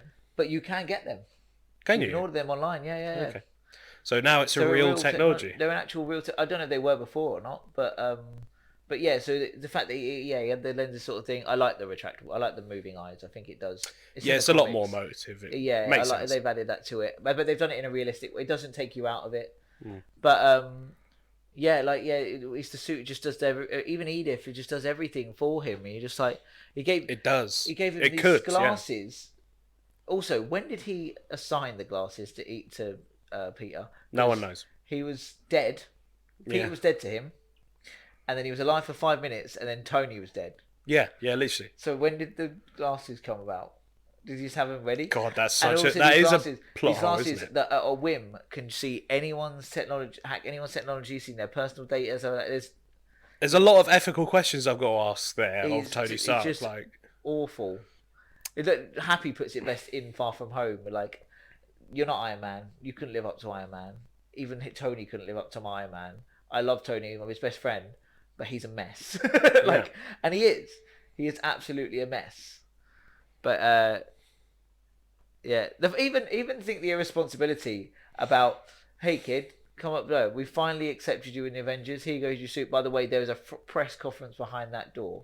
Not like take it in, see how it goes, see if you like it. No. Literally, like, you're going to be Avenger now. Publicist. I know, it's Avenger, a bit weird, isn't it? Celebrity. I'm convinced he was going to make him take his mask off in front of everyone. Oh. I wouldn't have been surprised. It was like, go out there, tell everyone you're Spider-Man. What? So it turns out that the real villain in the MCU Spider-Man movies is actually Tony Stark. Which by proxy would then make Spider-Man his own Spider-Man villain, because he's been done over by Tony Stark, and that's just how most of these other villains in the MCU kind of come about. Yeah. So Spider-Man would have, been by some form of MCU inception, become his own villain. But then, in some respects, Spider-Man is his own worst enemy. Oh, he definitely is. But yeah. So Far From Home, Far From Home. Jake Gyllenhaal as Mysterio is, I think he's a good villain. Yeah. The more I watch the Mysterio kind of story play out, Yeah. the more I'm disappointed by it. Do you think they should have used an unknown so we didn't see the twist come? No, I don't think they should have done that at all. Again, on a second, probably this is my like third or fourth time watching it. I was a little bit like, this is where Tony Stark. We've been done over by Tony Stark, so we're angry. Hits overdrive. There's a whole fucking squad of them. There's a squad of them that are willing to kill people. Yeah. So if, I know up until the point where he gives the glasses, they're not really killing anyone, but a lot of people nearly fucking died. But they know the capacity of those glasses. Yeah, and they have no problem doing the destruction and stuff and things falling on people. Like Ned and Betty would have died if Spider-Man hadn't decided to save them. If he wasn't there, they'd have died. There'd have been, there's definitely some casualties of that. It's the weirdest one is the guy who writes the scripts for him, who come up with the multiverse like story thing. Yeah, where he's like, "Oh, Tony Stark did you over, didn't he? Yeah, you're gonna help me get these glasses. Yeah, I'm gonna need you to drive the bus into the middle of the bridge, and then we're gonna fucking kill him." And he kind of like literally goes, "Kids are in the kill zone. Cool." Picks them up, like, "Come on, kids. Kids are in the kill zone." You're like, how did you go from there to... I know, right? It's so fucking extreme. And all of them are just okay with this killing. Yeah, I just... At first, when I first watched it, I was a little bit like, oh, yeah, sure, it makes sense. But the more you watch it, the more you're just like, people who are genuinely just... Well, the guy... They're just workers. They're not all psychopaths, surely. And it does go through like, oh, this person, this is what happened. The guy, the bald guy who's driving, like sorting out the drones and stuff like that. The one who's got his thing. One who's in Iron Man 1. Yeah, with the Tony Stark. Yeah. In a cage, with a bunch of scrap. What did Tony do to him? Do they say? I don't know. No, because that seemed to be the bit that was his turning point when the bad that was guy Obadiah that Tony beat for you. Like that was fucking bald Jeff What Bridges. did he say? What did he say to him? Tony Stark was able to build this in a cave with a box of scraps. Yeah, I don't think Obadiah Stane shouting at you would be like, God, Tony Stark. Fuck Tony Stark. Tony Stark, let this happen to me. It's just like, oh my God, this is so convoluted. I mean, yeah, it's all a bit flimsy. The reasoning is all a bit like... And there's a little bit of, we talk about it all the time here. It's a bit of retroactive retconning where it was like, oh, it was Beck's idea to do Bath all along. Yeah. And I'm just like, oh, God, this happens in so many films. And just write a decent script, Has any point has Stark been the kind of character to pay off someone else's idea as his own? Not really. He's a genius, so he doesn't really need to. If anything, he's happy. He wants other people to have ideas. Yeah, like, I can imagine a part of his character because he's so it's an arrogance, but a weird selfless arrogance where he feels the responsibility to protect everyone. That part of him wants other people to be able to do it. And also in that scene where it's revealed that Beck is the creator of Bath, you know, the AR technology from Civil War. Yeah. In that keynote he's giving, isn't he trying to get young minds to like come up with their their own stuff, and he's just like, Yeah. he's trying to be inspiring to them. I know He we've been, literally- I know we've been talking about Tony Stark in a very bad light, but he's trying to like actually Oh, he's not a bad guy. He's just an arsehole. an absolute arsehole. But he's trying to. He gives every single student there. Normally, apparently, one student gets a grant to put their idea. He gives every single student the money to And it's go just through like, with whatever and idea. And it's just like, yeah, and then you get a little bit ways down the road, and they just write in the script, it's like, no, he's been a dick all along. Yeah, like, yeah. He stole that I know guy's he's idea. got a. Told him he was unstable. He is fucking unstable. I know he's got a bit of a track record for being a bit of a dick, but honestly, he yeah, well, Tony's a cunt. Yeah, but so he, they basically took a scene where he was actually being quite nice. Yeah. And then they were basically just like, now we'll use that to show how much of a dick he is to everyone. Oh no, to be fair, in that scene, you're very much getting the idea that it's Beck that's the idiot. Like, yeah, the way he said, like, he says, I was unstable. As soon as they're like, oh, he got sacked for being unstable, and you didn't follow him up, no? No, yeah, no. You just let him. He's unstable. I kept him on the books. Yeah, like, he's unstable. We fired him, but we didn't like get him any help or anything like that. We just left it. No, I'm sorry, this guy. No, you're not. You know what he can do. You know what you can do. So you know what he can do, and if he's unstable, you would keep an eye on it. But yeah, it was just this whole Tony Stark's wronged people shit. It's just like, oh. This is where it just became like too much for me. Where I was just like, not that whole team. That everyone has to be connected. But even at the time, I remember with that one, I used to really like Mysterio and all that. And this watch around I still really like it. I like the character. The twist was a bit like, I know Mysterio. I know Cage fans won't necessarily, but Mysterio, his whole thing is that I think he comes in as a hero, and then you find out that he's not. Or he comes in as a wizard or this really tough villain, but you find out he's just a guy with special effects. So it was a bit like, okay, when does he turn on you? It's like, okay, and so I feel like they could have used someone, Jake Gyllenhaal's character, but not Mysterio. Have someone throw me off a little bit. I like Jake Gyllenhaal as well, so it was a little bit disappointing after a few more watches. Huh? Do we still like him? He's been cancelled. What? No. Yeah. For what? He was gaslighting Taylor Swift. I'm not having that. Nah. You never know. Yeah, I love Jake Gyllenhaal. But I do like Jake Gyllenhaal. Yeah. Tom Holland likes Jake Gyllenhaal, so he can't be that bad. There we go. What do you mean? What was he gaslighting Taylor Swift about? I was just saying someone told me the other day. Oh, okay. I've not even bothered to look into it, but apparently he's cancelled now because of that. Cool. I'm like, oh, okay. No, I don't think so. No. Plus, there's a difference between people being like, "Oh my god, I can't believe he did this," and like, you're a pedo, you're cancelled. Yeah. Like, do you know what I mean? Like, you've like sexual assault allegations and just like gaslighting and just like what is gaslighting? Like basically telling someone something that then makes them believe something else. Just kind of, it's hard to explain. Negging. What did you say? Negging. Where where you put them down while you're talking to them so that they. Yeah, kind of like that. Yeah. Oh, okay. Let's have a look. Gaslighting is a form of emotional abuse that's seen in abusive relationships. Oh, okay. The act of manipulating a person by forcing them to question their thoughts, memories, and the events that occur around them. A victim of gaslighting can be pushed so far that they question their own sanity. Oh, okay. You done that to Taylor Swift?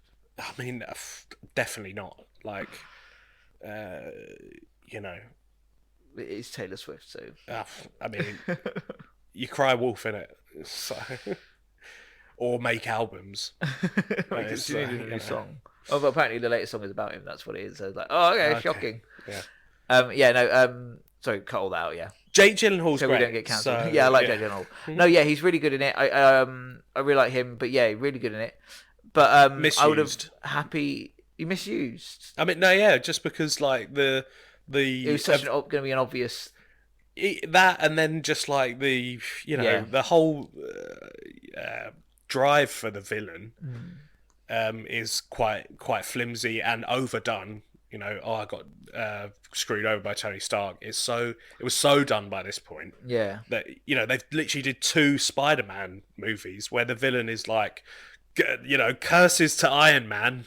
Yeah, and you're just like, just the Spider-Man's the main character. yeah. You know.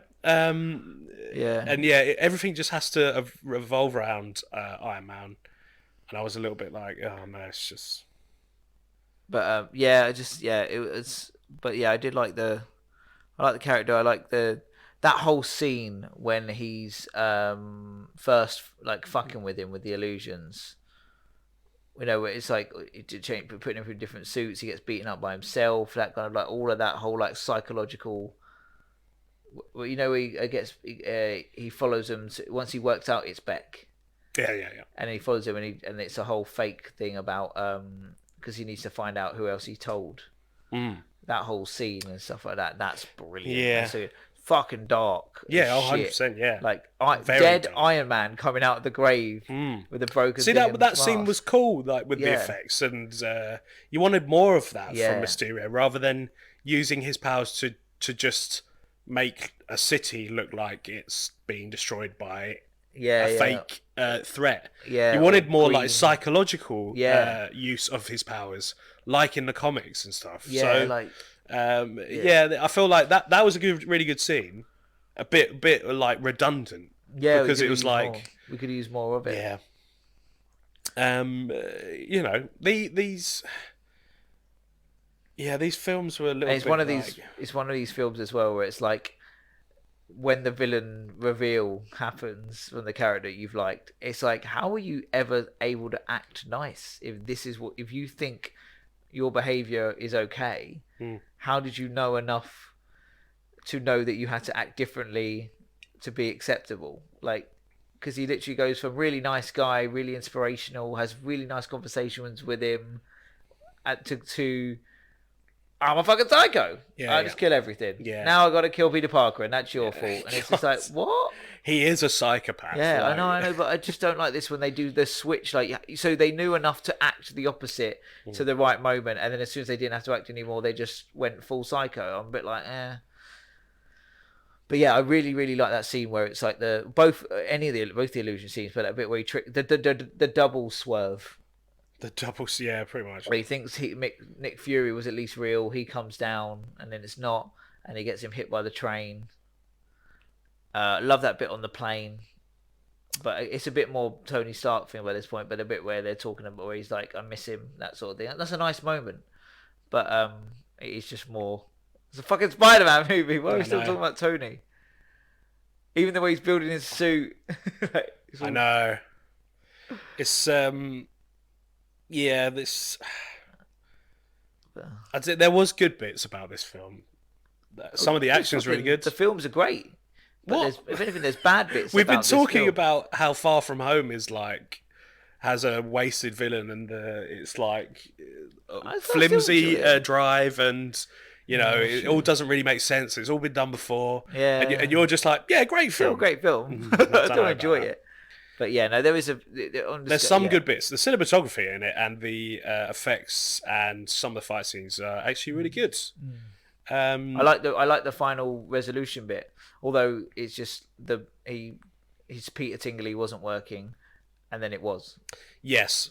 Whereas when Peter Parker lost his powers, that's in the screen rant. It's literally like so. Is Peter Tingley? How he goes? Oh yeah, we're kind of like we've not really explored the spider sense in this thing. Yeah, like, we're gonna do away with it. Not gonna be there. Okay, so how's he gonna win? He can use his spider sense. So it's just I mean, again, that's just another notch where it just takes it down. It gives us a fantastic. I don't know why they needed to even. So we've not really had the spider sense, and then they made a point to tell us that he can't do his spider sense. Just don't bring it up. Yeah. So I know we had the bit lift on his hair's lifted on end. That was in Infinity War, wasn't it? Infinity War. No, but so by Far From Home, that's the most we've seen of it. Yes. But the only reason we even think of Spider Sense with Tom Holland is because May says to him about his Peter Tingley. So if you hadn't mentioned the Spider Sense, we wouldn't have even associated with him, and it would have been like at the end, because he's still new. It's not new, but it's still like we would have thought that was him discovering the power. Yeah.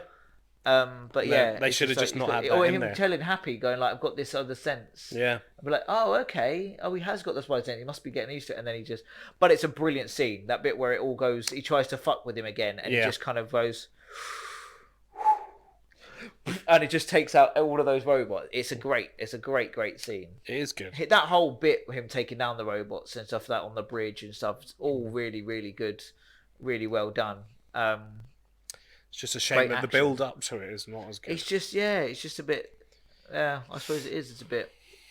Not there's no like you said before. There's no character development. It's just a.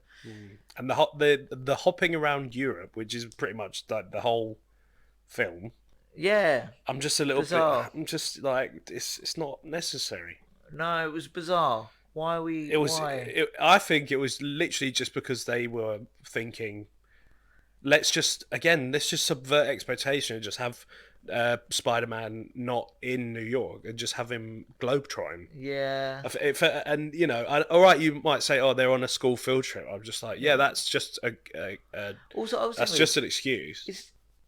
Peter Parker's not rich. No, should not be able to afford a trip around Europe.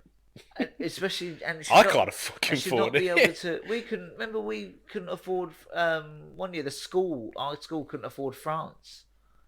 Yeah, well, they used to do. Now it's sounding really posh, but a yearly ski trip. I didn't used to go. Yeah. It was just because I wasn't really I interested. think that got kind of scrapped at one point because they just couldn't afford it anymore. Yeah. But and that's going. That's going from England. Expensive. I went on it once. It was expensive. Yeah, and that's going. I know that's going skiing, but they're doing a whole tour of Europe. It's mental. From America. I know they're in. I know that in the film, they are put in shit hotels, but then they are put in good hotels once Nick Fury gets involved. Oh yeah, do you know what I mean? Yeah, but that's fine. That's not the initial thing is like they were still able to initially about flights and that. Yeah, it's just mental. The whole thing, the whole trip. Like, I'm pretty sure he's not supposed to be at a good school. He's just at an average private. Yeah. I know Flash is rich. Yeah, which doesn't make sense. There's a really tragic bit with Flash, and it's the last bit of where they get off the plane in Far From Home, and it's so unnecessary because there's no development to it when he comes up to the butler. Yeah. Mother couldn't make it. He's like, no. And he's just, oh. But yeah, I know. Why are you showing me this? I think he even says again, like it's like it happens all the time. Sort of like, poor guy. I didn't. That had no impact on the movie, and you've just shown me. That's just really sad. Yeah, the Europe thing was a bit. I don't know why they took Spider-Man out of New York. I feel like it was a bit of a publicity stunt. Look, he's the world's superhero. Yeah. But it's just all Americans. But yeah. Yeah, no, I think there was a few. I still watch it. I still really enjoy the movie and stuff like that. But I do acknowledge there are a lot of problems with it. But no, yeah, but I do. Tom Holland he's one of my favorite renditions of it. And to be honest, part of the reason I give him a lot of credit as well is because he has counteracted my bias of older Peter Parker. I'm watching a high school Peter Parker and still rating him as one of my higher Peter Parkers. So he's obviously doing something right for him to subvert me of an opinion, one of my stronger Spider-Man opinions. But yeah, he just like, are we going to talk about not the elephant in the room, I suppose, the May in the room. The May in the room. What was going on there? Where did that creative decision come in? I feel like someone really made it happen. Someone went, what if Aunt May was hot? It's like, well, no, she's Aunt May. She's supposed to be an old lady. Yeah, but she's his aunt. And he's only 16. Which means if she was younger than her sister or brother, she could have only had to have been like 30, 40. You're like, oh, mind you, isn't it supposed to say 50 or something like that? 40, 50. I think they're the same age. May, yeah, she's about 50, I think. Yeah, but it was such a weird. Who decided Aunt May should be hot? It's such this idea of Kevin this figure Feige in your head. There's this figure in your Buck head. stops with him, doesn't it? But the joke is, have you seen the whole thing? Like she gets better look in every movie. No, I haven't seen. Well, so I mean, I'm aware. She looks like Aunt May. Yeah. Like she's an old lady. Not saying she's an ugly old lady. Oh, you mean over? I thought you meant just Marissa Tomei. I was just like, then, yeah, well, I mean, she's good looking. Amazing. I think the lady is technically still. Maybe it's to do with the times, maybe because the lady is still technically the same sort of age, but she looks better. And then, one of the most attractive women in the MCU, and she's got to be the oldest. I don't know. I'm not going to go through all the fucking films. No, just no, look no. for an older character. No, I know exactly. But no, yeah, but she might be. I'm not averse to it. If he's 16, I know, but it just feel very much like they went. It's the subverting thing again. They went right. I don't know if it's as subverting expectation as you think. No. No. What, have people got an Aunt May thing? I know. I'm just saying, like, if you're just having the character be, people these days look better in their This is what I'm in saying. their late She is 40s 50. and She is 50, 50s so, yeah. than probably 20, 25 Yeah, 30 yeah. years Let's ago. say she is. They've all. I wouldn't be surprised if you went back Aunt and looked. May in like the comics looks in her 60s and 70s. She looks like a grandma. Yeah. It's aunt. It's not grandma. Yeah, I think I do. I know that they've in the other two iterations they've tried to keep the character looking similar to the comics, whereas this one they're just like. I think it's supposed to be like aunt, as in great aunt. It's an American, Irishy sort of thing. So I think she's not actually his aunt. I think she's his great aunt, but she's not his nan. So it would have been his nan's sister.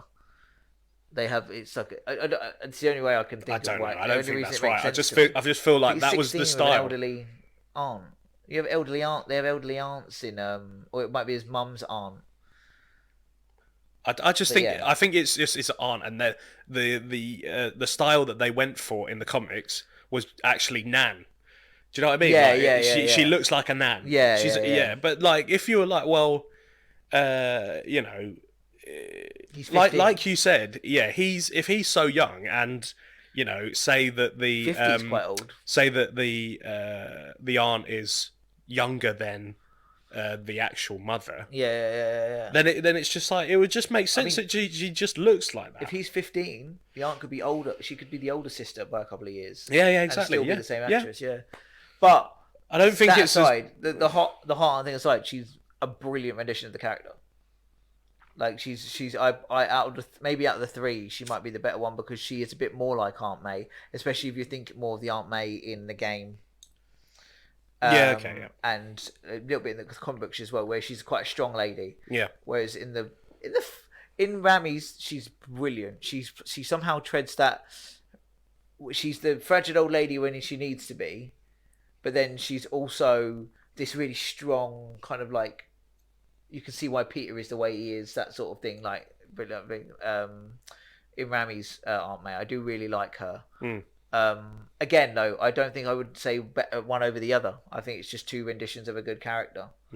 But I do like the MCU Aunt May. I think she's a good different take. But she has got better look in every movie.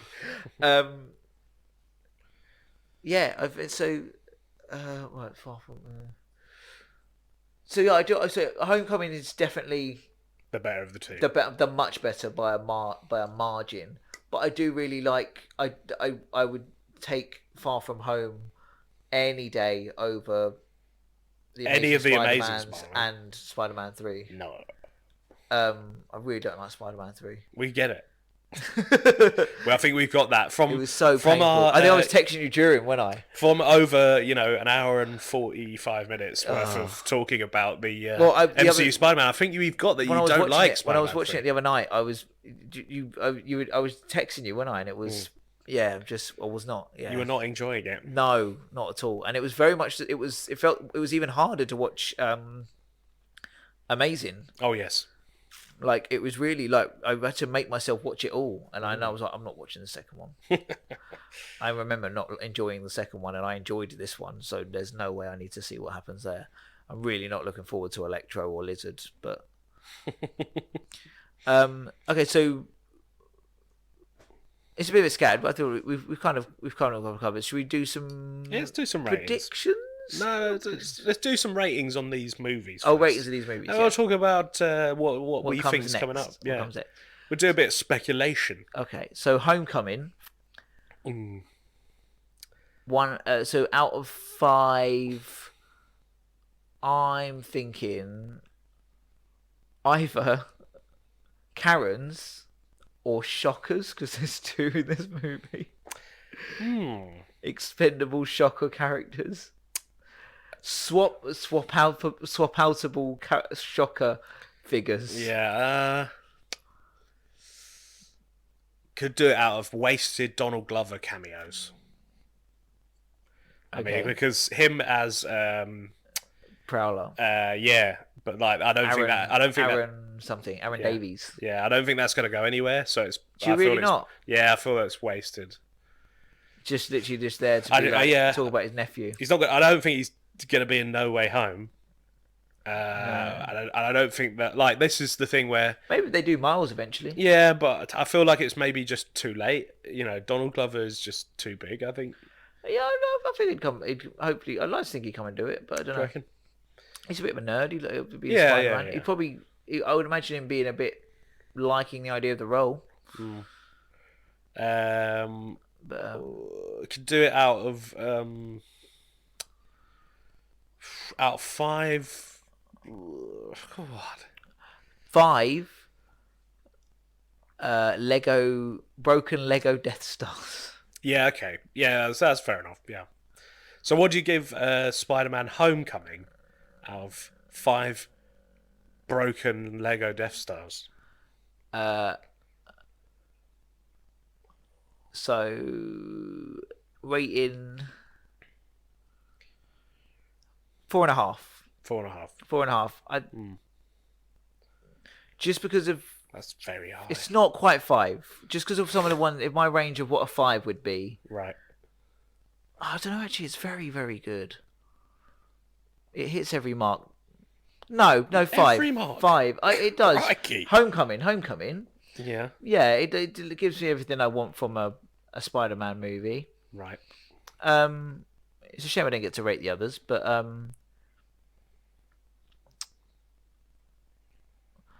just because you're in your head now about this no character development thing, 4.5. No, 4.5 feels right. Yeah, 4.5. Right. 4.5. And I give it 3.5. Oh, okay. Out of broken Lego Death Stars. Yeah. I just more than a popcorn, like a filler. Does that little bit it gives you that little bit more than a satisfactory film. It's a Spider-Man film, so usually you'd find quite a lot to enjoy. Yeah. And in this one, Homecoming, definitely, I was just like, there's a lot of good stuff in there. Yeah. There's some bad stuff in there. But honestly, you're not looking for it to be high art. You're just looking to be entertaining. Yeah. Some form of iteration in the MCU. Yeah. But yeah, I just can't give it more than that. Okay. Yeah, I don't think it's being too unfair. I was at some points when I'm rewatching things and they get a little bit worse, I go to the extreme. Yeah, and I'm just like, God damn it, this is like a 2. Yeah, this is like a 1.5 now. Yeah. But then, once I sober up a little bit, from my rage of things not being as good as I remember, me being an old man, I'm just a little bit like, okay, 3.5 is probably just fair. Okay, that's good. And then what are we going to do for out of 5 for Far From Home? Out of 5 Black Dahlia necklaces? No. It's far too lame. That was so cringe in that film. Out of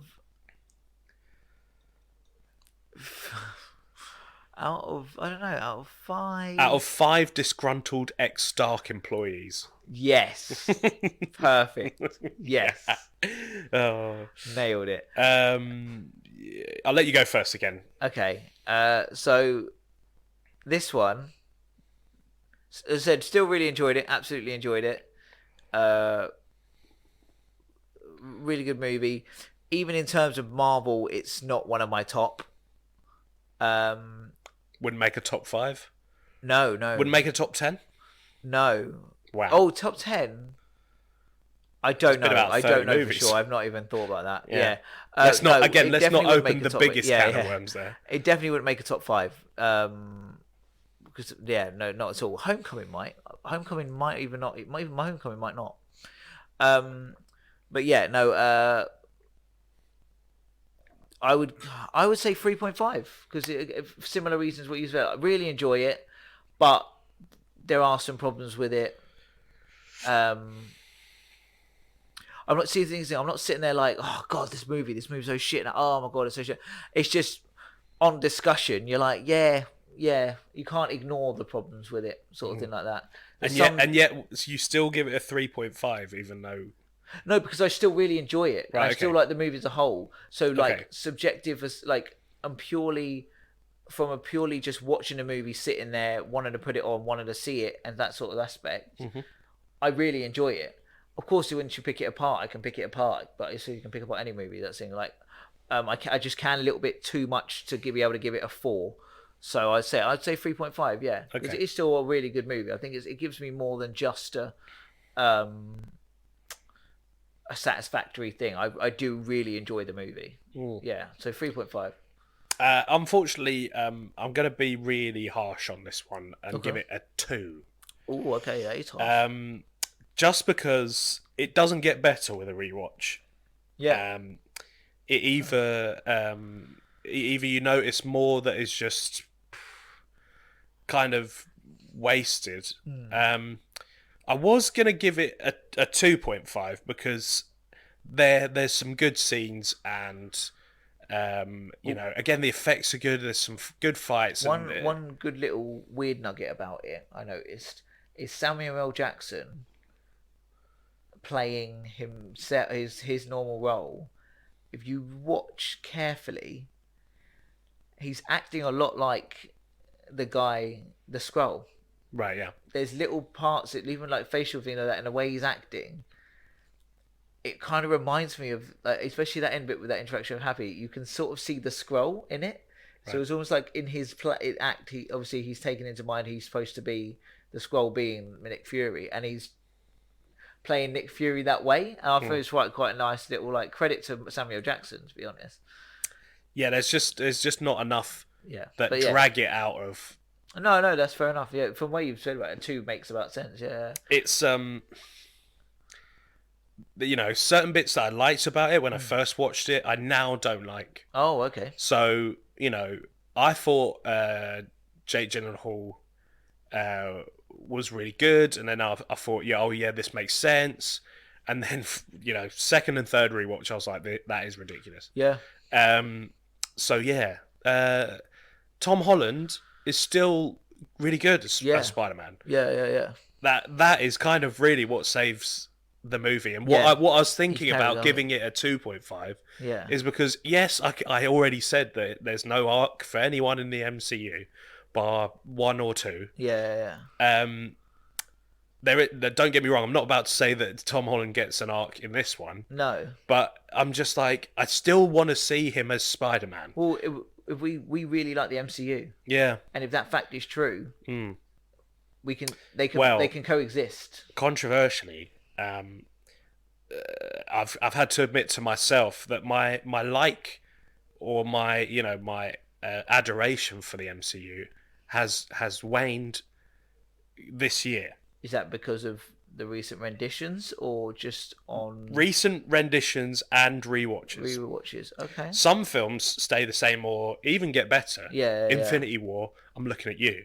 Yeah. And then there's also Winter Soldier.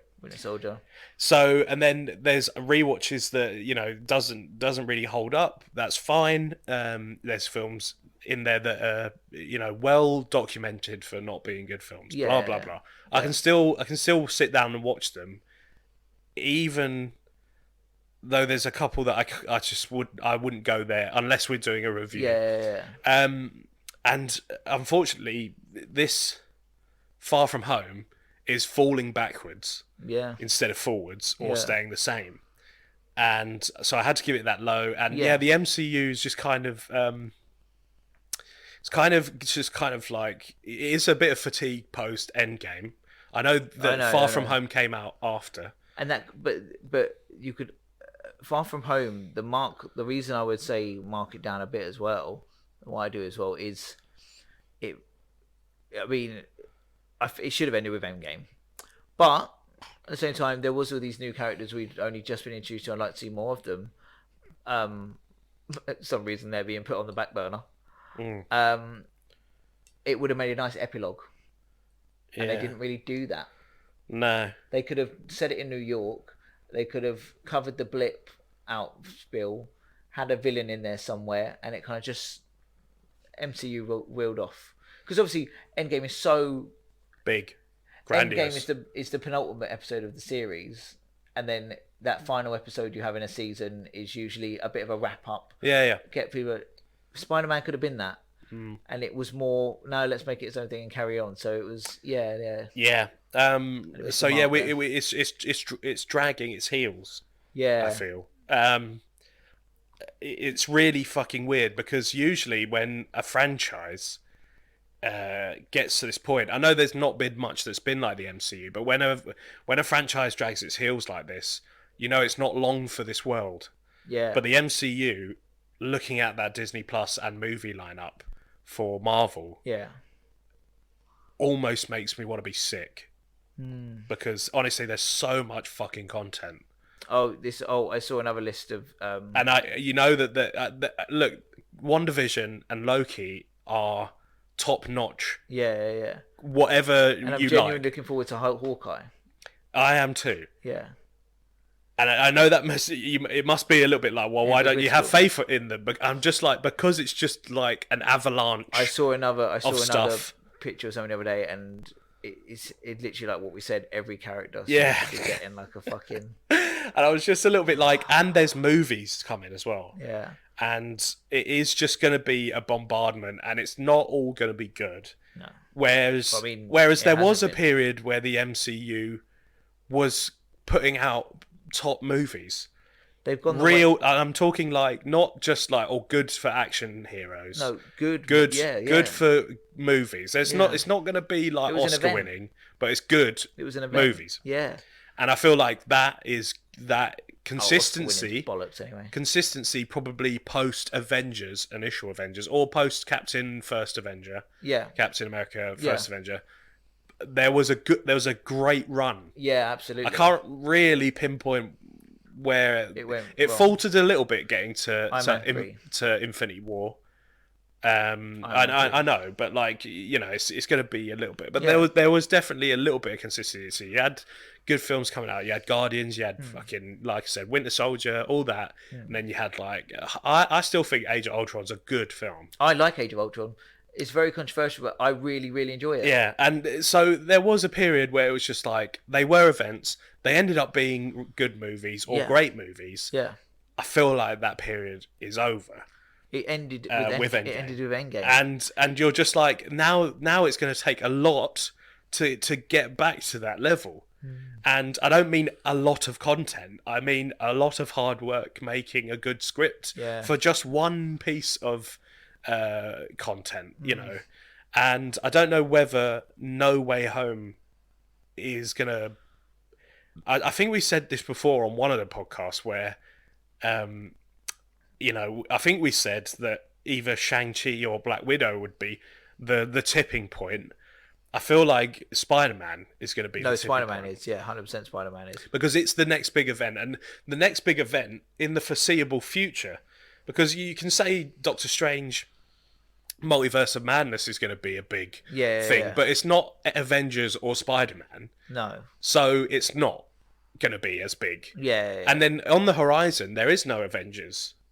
For 5 years, I don't think they've already got the plan for like 3-4 years. Yeah. So there is no Avengers. Yeah. There is, there might be a X-Men or a Fantastic Four in the MCU. Again, it's still not going to be Avengers or Spider-Man.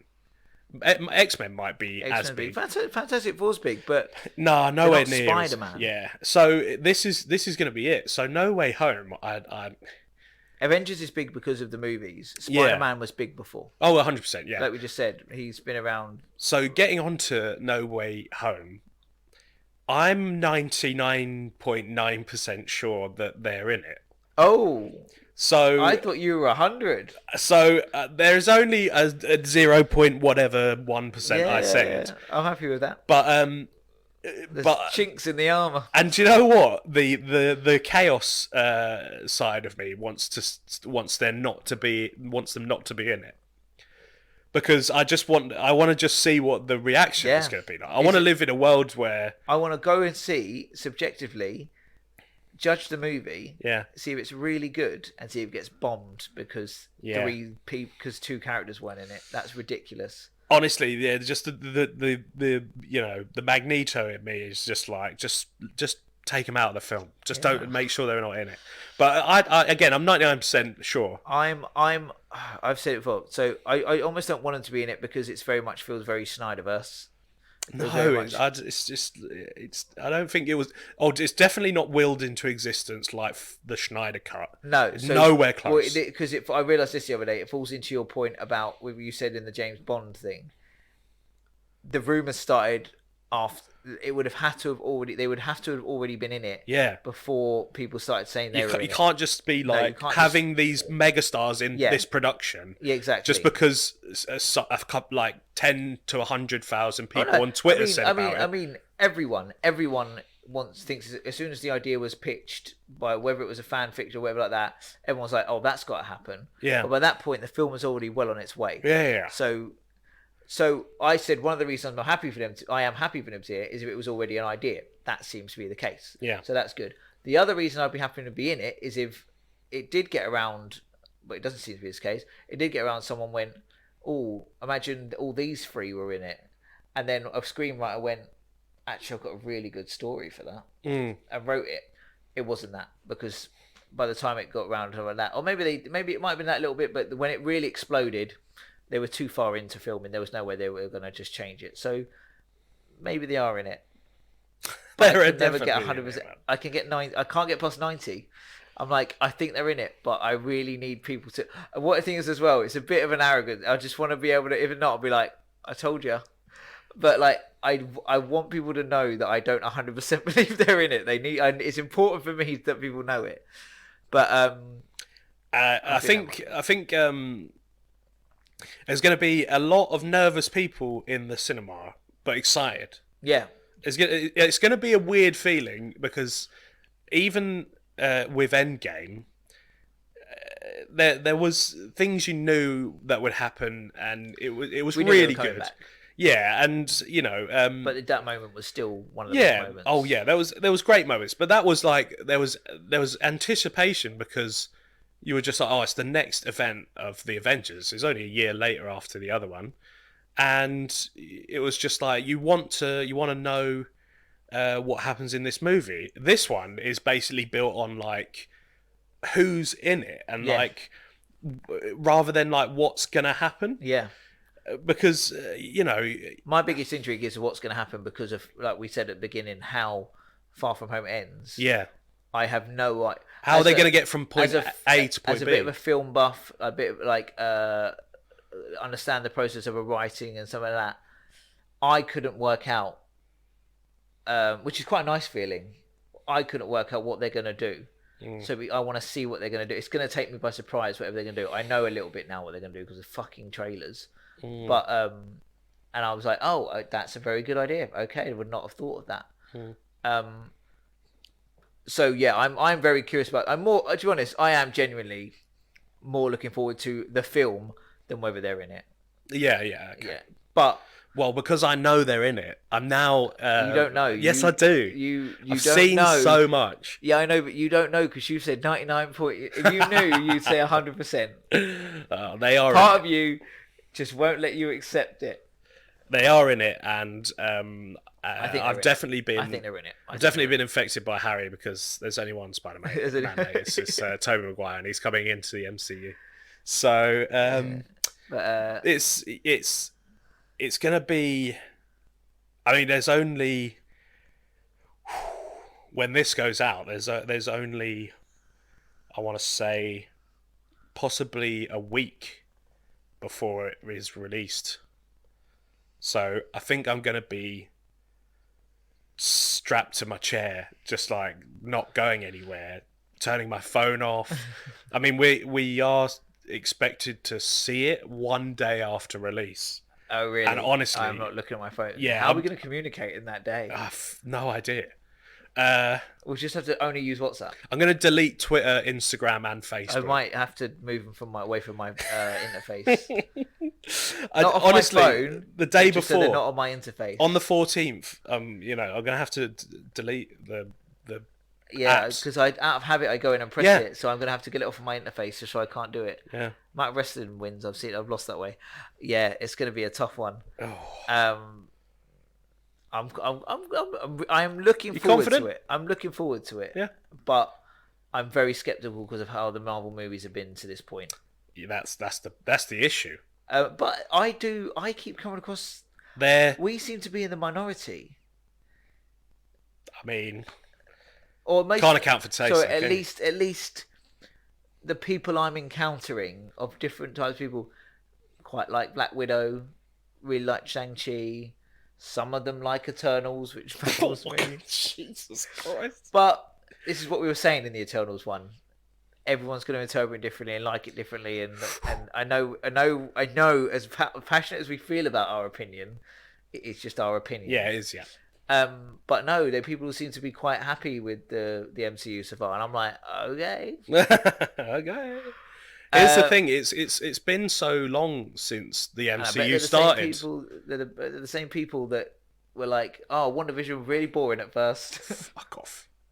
But yeah, what we think, just quickly, I'd say just while we got the opportunity. So just like not predictions, but just so I'm feeling like Vulture is probably one of the 6. I don't know. Here's the thing. I think And there's Venom. obviously 5. There's 5 of them. We know about 5 now. Yeah. I thought it was 4. Who So you we thinking? know. So from what I know, Doc Ock, Sandman, Goblin, Yep. Electro,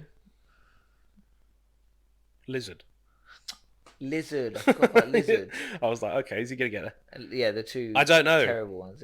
I don't So think. there's only space for one more. Yeah. So realistically, let's say realistically, it's going to be Vulture or Venom, isn't it? I don't think Venom's going to be a villain No, nor do I. No.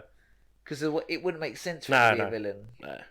Like, because as much as Venom might not like Spider-Man, which honestly, there's 2 little subtle, almost side stories going on in the MCU now, why I'm more interested in than I am about some of the movies. One of them was Venom recognizing him on that TV screen? Yeah, he was. Yeah. He was, yeah. So why does he recognize him, or how? Because they have a hive mind, don't they? And people are saying that the hive mind is multiversal. So there's 2 Venoms. So he knows him from the other Venom. Okay. I don't mind that theory, but at the moment it's still you're waiting for that confirmation to see what it is. Yeah. I don't know And if then that will come to fruition. The other one is Shang-Chi based. Oh no. Wong and Abomination. Yeah. What's going on there? Working together. What's the hustle like? Yeah. What's the hustle? And I didn't realize this. That's actually Chris. What's the guy who plays Abomination? Tim Roth. Tim Roth. That's him. Was he actually in it? I don't know if he's doing a motion capture, but it's his voice. Like, he's doing it. He does. Oh, is it? He turned up for him. I thought they'd done a Red Skull and just recast. But No. I think no. They. I think someone told me the other day it was actually Tim Roth. I was like, oh, that's pretty cool. That's pretty cool. I like that. I got him like Tim back. Roth a little bit more. Well, about I'd like to see him again. I 100% like to see him again. Especially, I need to know what this side hustle. I need to know the backstory of this side hustle. Okay, so welcome to the Incredible Hulk MCU podcast. No, it's a bit late for that. So it's going to be. I'm thinking Vulture. Although here's the thing, I think it will set up for a Sinister Six. I've already said this. But yeah. You don't. I don't think they. I don't think more... they'll put another villain in. I don't think they're keeping a villain from us. You know, I know you might be thinking, oh yeah, but Vulture's in the MCU already. Yeah. I'm just thinking that if there was going to be another villain in it who's predominant, we'd see it. it's too late. Like they would have just put it out there. Yeah. And obviously, and there's, I'd have saved if I was going to save. You would have saved Doc or Goblin. Goblin. You would thought Goblin. You wouldn't be like when the movie starts on in December. You know, whenever Scorpion you go see shows it, Scorpion being in Gargan. it is not going to be as big a reveal as any of the other stuff that you've As big already as shown. Scorpion's a huge Spider-Man villain, but the way he's been in the MCU, it's just Matt Gargan. Okay. Yeah, you'd just be like, a lot of people would just be like, oh, was he in one of the others? And then Holland has said that this one is like, it's not as quippy and happy. It's quite Dark. sad. Yeah. Obviously going to be Marvel Dark. Yeah. But Disney Light. But Marvel Dark is still Infinity War Endgame, potentially. Yeah, but okay. we'll see. I don't think, and I've only come to this conclusion at the beginning of this podcast, really. I think Ned might go. Yeah, I do too. Or Ned or May. I think both. Both. You think they would do both? I think they probably would. I think that's bollocks. There's no way they'll do that to us. No, I think Ned's is... It's not going to be MJ. Here's what I actually think is going to happen, serious talk, is that Ned's not going to die, but Tom Holland's Spider-Man is going to attempt to save MJ from falling instead of Ned. because it wouldn't be a Spider-Man iteration in live action if there wasn't a shot of the love interest falling to her death. But there's also a shot where Ned is close to where MJ is falling. Yeah. And I think Ned falls as well. So you think the choice is going to be, instead of people and it's going to be either Ned or MJ. It's best friend or love. And he's going to choose MJ, and that may start a rift between the two. Okay. Which could I don't potentially really want that lead storyline, to... but No? Don't want a Hobgoblin storyline? don't turn Ned into a villain. Oh no. Because Ned's name is literally the name... It's Ned Leeds, isn't it? Yeah, Hobgoblin. the guy who's Ned. Yeah, Ned's full name is the Hobgoblin's name. Yes. Or something like that. Yes. Not Green Goblin. Very different character. Yeah. Oh shit. The last horse finishes the race. It was probably the last person to have figured that out. No, I remember. Who's a Spider-Man fan? I completely forgot. I completely. Someone told me this, and I completely forgot. I got so caught up with the Ned thing. That's a good theory.